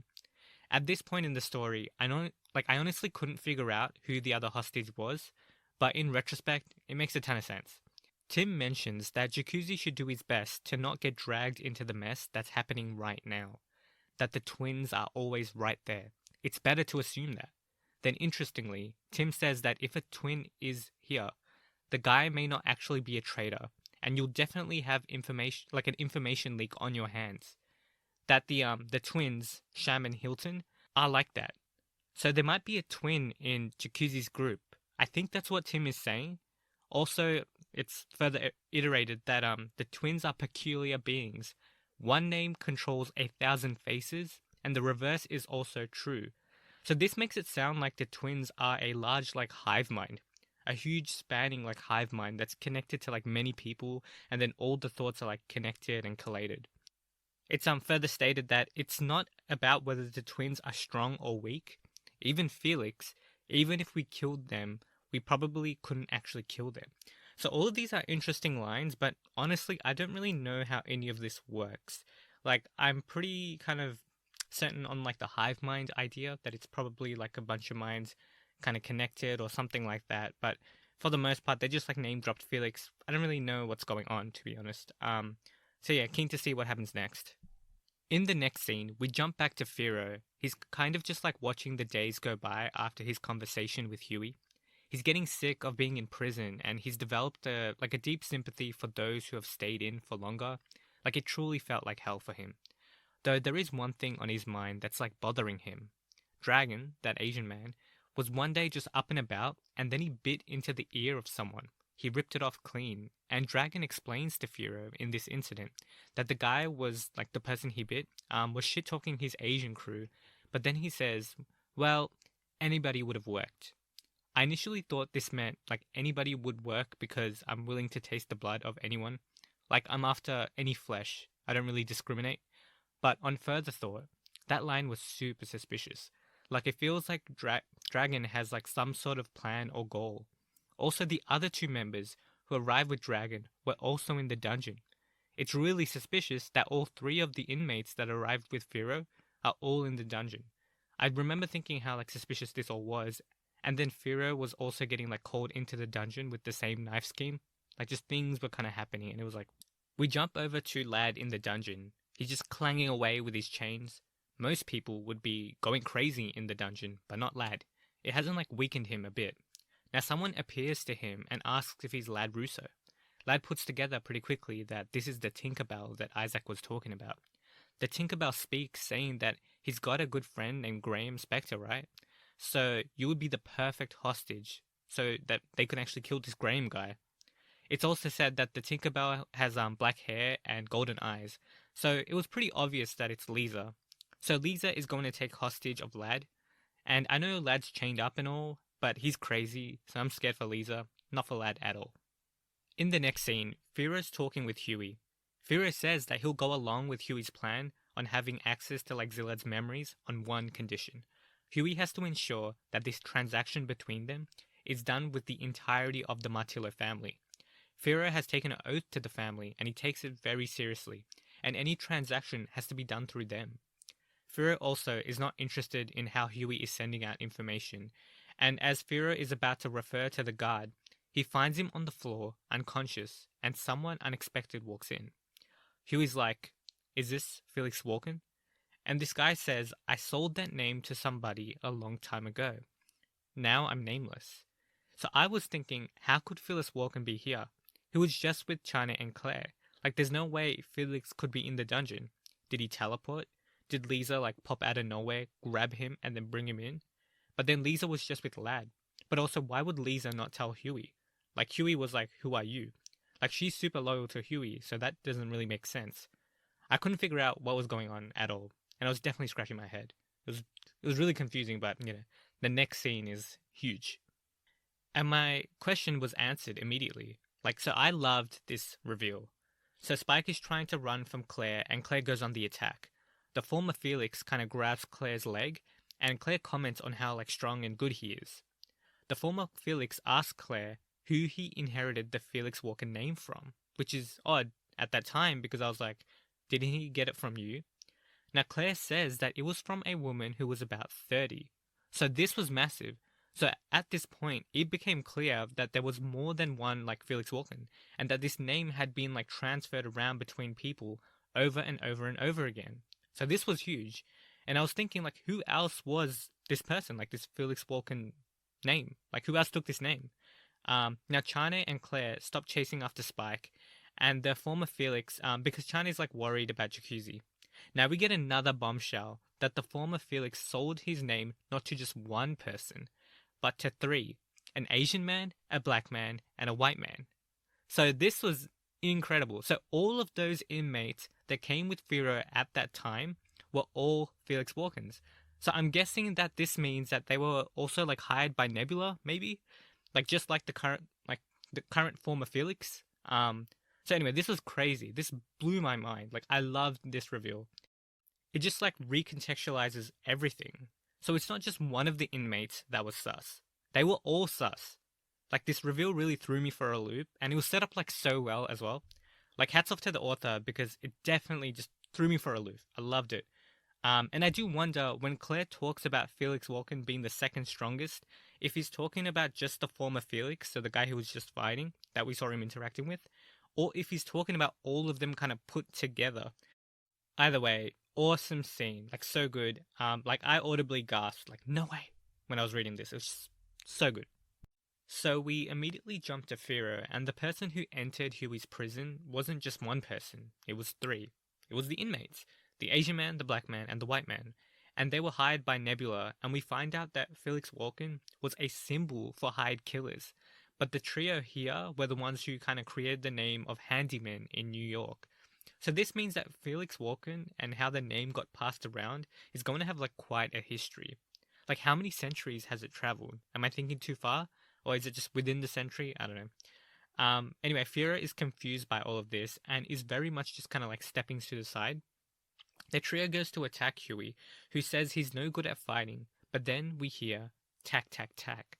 And then slowly, the metallic door in the dungeon, which is hard as hell, is busted open by Lad. Everyone's frozen, right? And we hear this familiar voice, and he's holding Lisa on the kind of on the floor with chains. Now Huey looks on at Lisa and he murmurs like, "Lisa," or no, kind of thing. But I still honestly don't know how much he actually cares. But either way, we get like this incredible, like just really good splash page of Vlad looking like a freaking monster with Lisa chained to the ground. I mean, we knew Lisa wouldn't be able to beat Lad. That being said, like, wow, like, does Lad just look like a demon in that image? Like, it's so well drawn, and like it just really takes you in. I do wonder with these like light novels, when the author is like writing it, if he's also thinking about where he wants to insert the splash pages. Like, without the image, this Lad scene wouldn't hit as hard. So I do wonder if narrator actually writes thinking about where he wants the artist to put the image in. And I'm not talking about narrator like finishing his book and then asking the artist to illustrate certain scenes. I'm talking about him writing the story, and as he is writing, he's thinking, I don't need to write that much more for this scene because I plan to use an image here to illustrate it. Like that kind of thing. Now, the next scene is brutal. So Lisa is full of confidence and boasting to Lad about how he can't move because of the chain. Lad states something interesting about Graham, that he's stronger than Lad. So, I mean, that's pretty big, right? Lad's plenty strong. But not just that, that he doesn't kill. So I can see how Jacuzzi and the gang became like tight with a guy like this, despite having like a small feud with the rest of the Russo family back on the Flying Pussyfoot. Like, Jacuzzi would get along with a guy who doesn't want to kill. Now, Lad says, though, that he can kill. He likes to. To Lisa's surprise, the chain is not actually attached to his leg, and he's been kind of free the entire time. And the chain comes down on her, knocking her unconscious. So damn, like a chain to the face, like a metal just whack, like right down the face. Like all your flesh would come off. Anyway, Lad sounds freaking like brutal in this scene. And Lisa had the utmost confidence that she wouldn't die. So it's the perfect person for Lad to take out and to teach the lesson he wants to teach to other people, which is that you shouldn't be that confident. Now, knowing Lisa was mostly a kid, and at least had the appearance of one, it really does show how brutal Lad can be. And it's a good scene. I do wonder if Lisa is dead. I don't think so, because I feel like this author doesn't really want to kill characters off. Like, the more characters he has, the better, like, for his story, because he likes playing with, like, a basket of characters. Like, the only one he's actually killed off is Goose. Anyway, this was a good scene. But yeah, on to the next one. So we're back in real time, and Lad's obviously wanting to go after Huey. He's talking about how, like most people, have switches that flip that allows them to kill. Once that switch is flipped, anybody can end a life. And basically, hundreds of switches in Lad's brain has been flipped, and now he needed to use the killing intent on someone. He actually destroys one of the guards and shoots him in the ear, but he's not going to kill him, because he's not going to waste all the flipped switches, this pent-up energy on some dumb guard. He's going to use it in a way that satiates him the most, that brings out the most from his desire. So it would be to kill Huey. Now Gig, one of the Felixes, goes to attack him. And we hear from Firo that Gig is moving at a speed that was way faster than he was at the dining hall, where he ends up getting like offended by the white man and gets taken out. So it's clear that Gig didn't show off all of his skills. I think this makes sense. He was undercover after all. That being said, despite letting go of his limiters and showcasing his full strength, that meant nothing to Lad. Who proceeds to like crush his face with an uppercut. Like Dragon tries to bite him on his fist and being a cannibal and all that, and Lad just punches him to the ground and then uses him to crush the other guy too. So he destroys all of the 4 Felixes. So yeah, I'm pretty sure none of them are dead though, because why would you waste up all this energy, all these flipped switches on just some Felixes? They aren't worth his time. He's itching to kill Huey. That's the only way to actually satiate his desire. Not only that, Lad goes on like a monologue about how, in books and series, people tend to go on monologues and talk too much in fights. He hates that, and despite him being exactly that type of person, he still hates it. But I can totally see how that would get on Lad's nerves. When his switch is turned on, he's the only one in the spotlight. It's all about him and his whims. So only he gets to talk, and the victims of his wrath are just merely that, just victims. Like, they're all just kind of part of this, violent orchestra that he's trying to, like, enact on people. So if someone starts talking too much, it's like, shut up and just let me, kill you, basically. Huey asked Lad a really interesting question. I want to outline it all. In Peter Pan, Peter is the symbol of cruel adulthood who ignores concepts of good and evil, and Captain Hook symbolizes logical adulthood. What is the ticking crocodile that you said you were? So Lad says he is unadulterated strength, amoral bloodlust, and unstoppable hunger. So disaster, in other words. So Lad talks about how he doesn't think about good and evil at all. He just acts at the behest of his appetite to kill. That good and evil can be decided by the victim. Now, he has no say in that idea. He's just a beast following the scent that allows him to indulge the most. After explaining that, Huey comments that Lad is quite eloquent, and personally I thought so too. I think this is all though very in line with Lad's character. He's not dumb. In fact, he can be very calculating and poetic too, but he chooses to be a beast. He prefers to be in a state of being a beast. He likes to throw away his calculating side. That's why he didn't stay the good prisoner to get out of jail. His murderous impulse awakened when he heard about Alcatraz, and then he ensured he ended up in a prison that was way worse so he could kill Huey. Even when Lad's talking about people they shouldn't be talking when he's like switch is flipped. It's so that his impulse to kill can be allowed to express itself like perfectly in the way he wants it to. If he was being more calculating, then why wouldn't he let the other Felixes help him? His goal is to kill Huey after all, but no, like that's not it. It's much more like primal for him. He works at the behest of that switch that turns him on, and that's all there is to it. Like it's a state change. Lad has two states, a calculating one, and one where he's a ravenous beast. Huey tries to divert Lad's attention away from revealing to Lad that Führer is an immortal as well, who by, all intent should be someone that Lad would enjoy to kill. And Führer shows that he's immortal, but Lad senses that Führer is scared of dying. In fact, Führer is wary of Huey the entire time, which stops him from being a target. Like, Führer's scared, so Lad doesn't really care. But what this does showcase to Lad very quickly that there is a way to kill immortals. So once again, I want to reiterate that when Lad is in his like ravenous beast state, he's still thinking. It's not that there's like a lack of thinking. He can articulate himself very well and still make like thoughtful deductions. It's more so that like the general movement in his actions, like there's a push towards his base desires. So he's still using his brain. It's not like a state where his head goes empty or anything like that. Just that the base desire is at the top. Like the desire to indulge in violence is king. The thinking just helps him get to that. Last part in this scene is a conversation between Führer and Huey. Führer states to Huey that he doesn't care as long as he doesn't become someone who would do something bad to Ennis and his friends.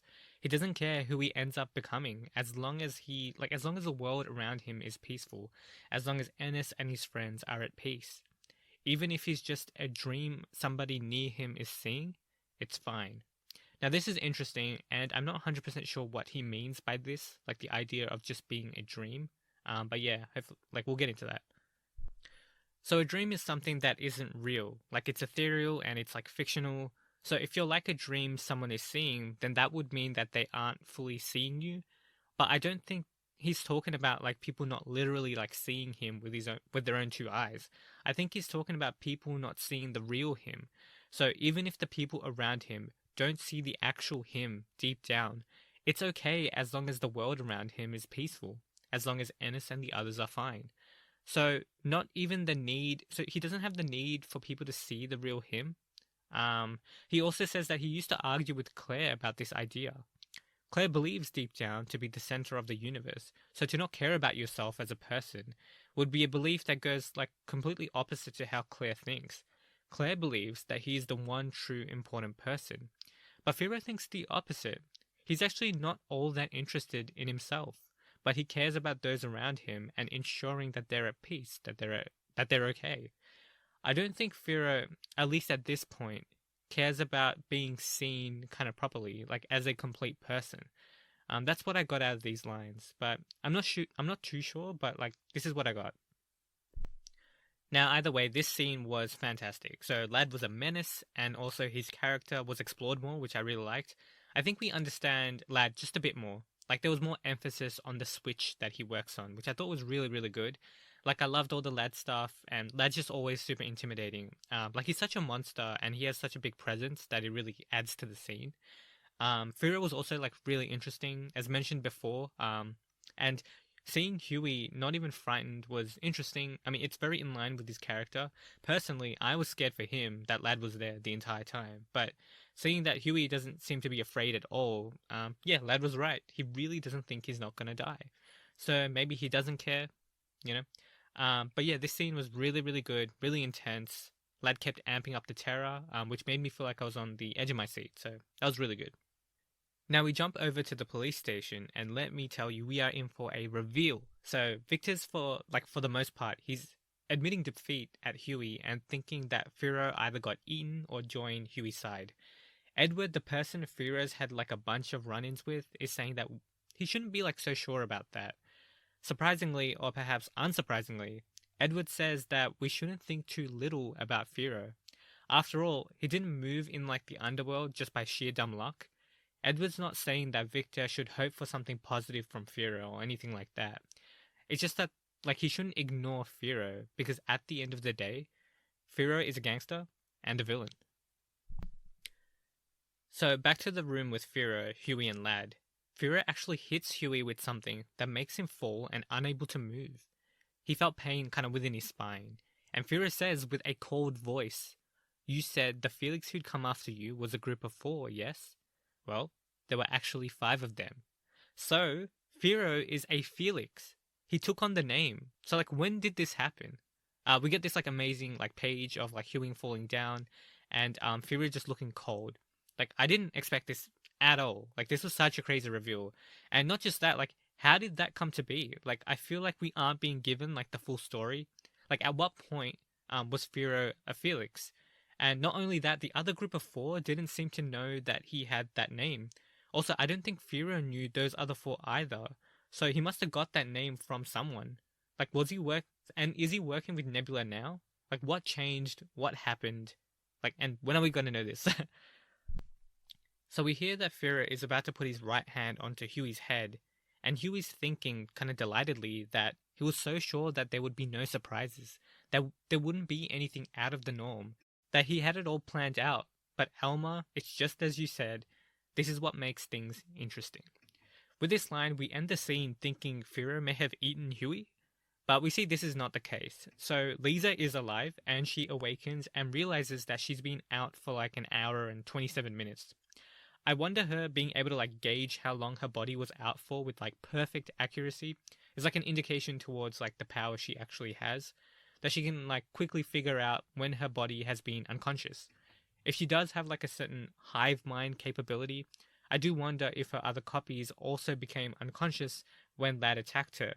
Like maybe this Lisa is the main body, and then if it stops like functioning, the rest do as well. So she can kind of be like, oh yeah, the bodies were all off for like this amount of time. Or maybe there isn't a hive mind at all, and it's just her disappearing and reappearing into different locations. Or like maybe it's like in the darkness she has like eyes that can see many things. So it's not like she copies herself at places, it's just she can jump between locations based on having something at a certain location or something like that. Like maybe I don't know, like she gives something to Huey to kind of carry around, and as long as that piece is with him, she can kind of appear. But she can only appear in like darker areas, you know, where there's shadow. Like she can't appear where there's light or something like that. I don't know, to be honest. Either way, she sees Huey with a knife in his neck and his spinal cord looked to be completely destroyed. But he was alive. I'm guessing the knife to his neck and the destroyed spinal cord was Lad's doing. Lad did have to like satiate his bloodlust somehow, so he stabbed him and destroyed his spine. That being said, stabbing someone doesn't really feel like Lad's style. Did he actually satiate himself? Did he actually find an opportunity to put all his energy into hurting Huey? I mean, if Huey like fell unconscious after Firo attacked him, is that worthwhile? I don't think so, right?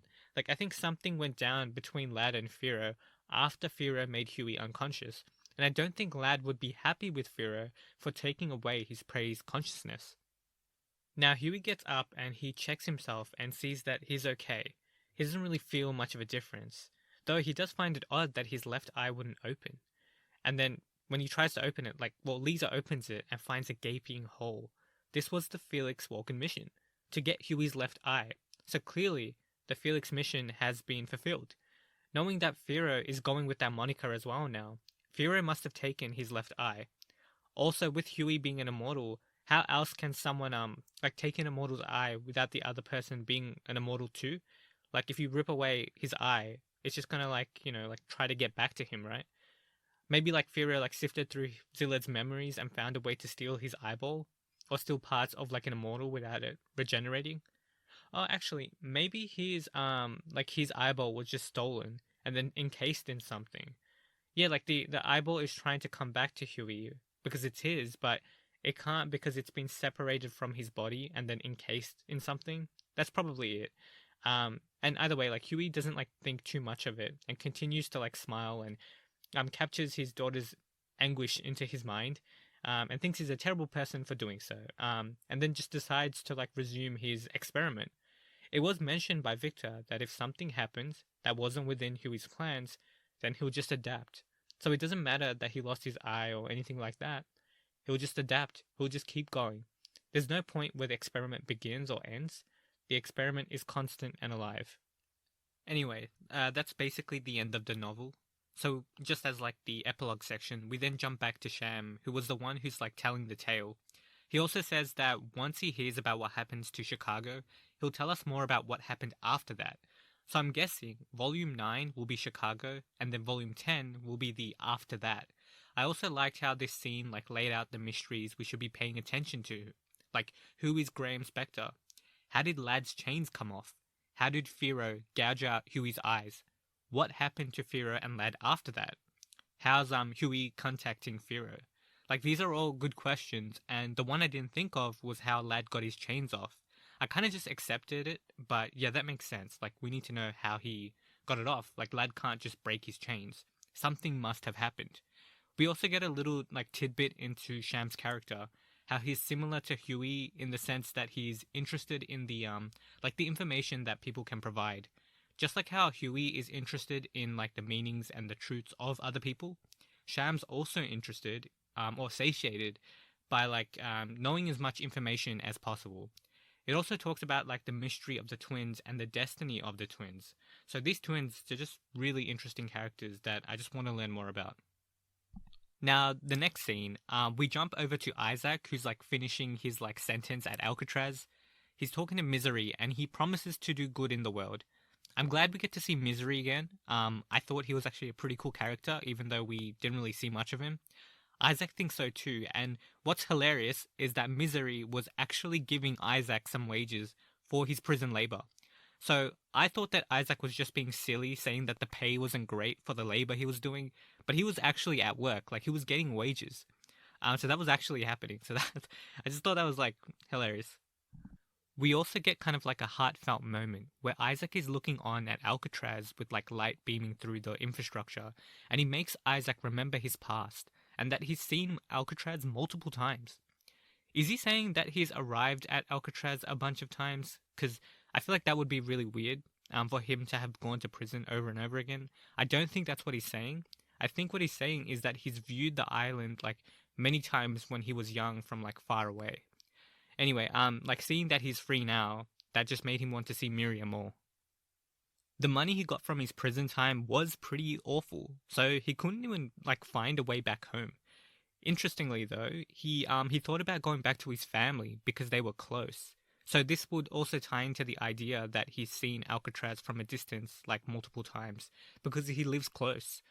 But then he immediately dismisses them, thinking of Miria. Also, he says that if they find him, like if his family finds him, they may kill him. So Isaac's backstory, which is what this is referring to, I feel like has been getting like considerable like build up since the sixth novel.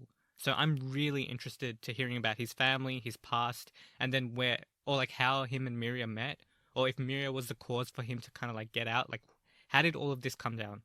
So Isaac contacts the Alver, and which forwards him on to like Millionaire's Row and finally Miria. So, they're like talking and you feel some like awkwardness between them, but, Isaac, he doesn't really think much, but he just blurts out, "I'm sorry, the wallet was in my pocket." So if you guys remember, he basically asks Miria to go get his wallet and then he gets taken away by the cop. And Miria says, "It's okay, I'm not mad or anything." Now, I feel like this isn't a situation where Isaac didn't realize the wallet was just in his pocket the entire time. Like, I remember in that initial scene where Isaac reveals that he knows that the guy is a cop, it feels like he, like, intentionally saved Miria. At least that's how I'm interpreting it. I don't see why Isaac would act like that or how the scene would kind of go like that if Isaac didn't have the intention to kind of save her. Anyways, Isaac says he'll see her soon in Chicago, and the novel ends, and we get this like cute and heartfelt image of the two just smiling at each other, and they're like on the phone. Yeah, love the way this novel ended.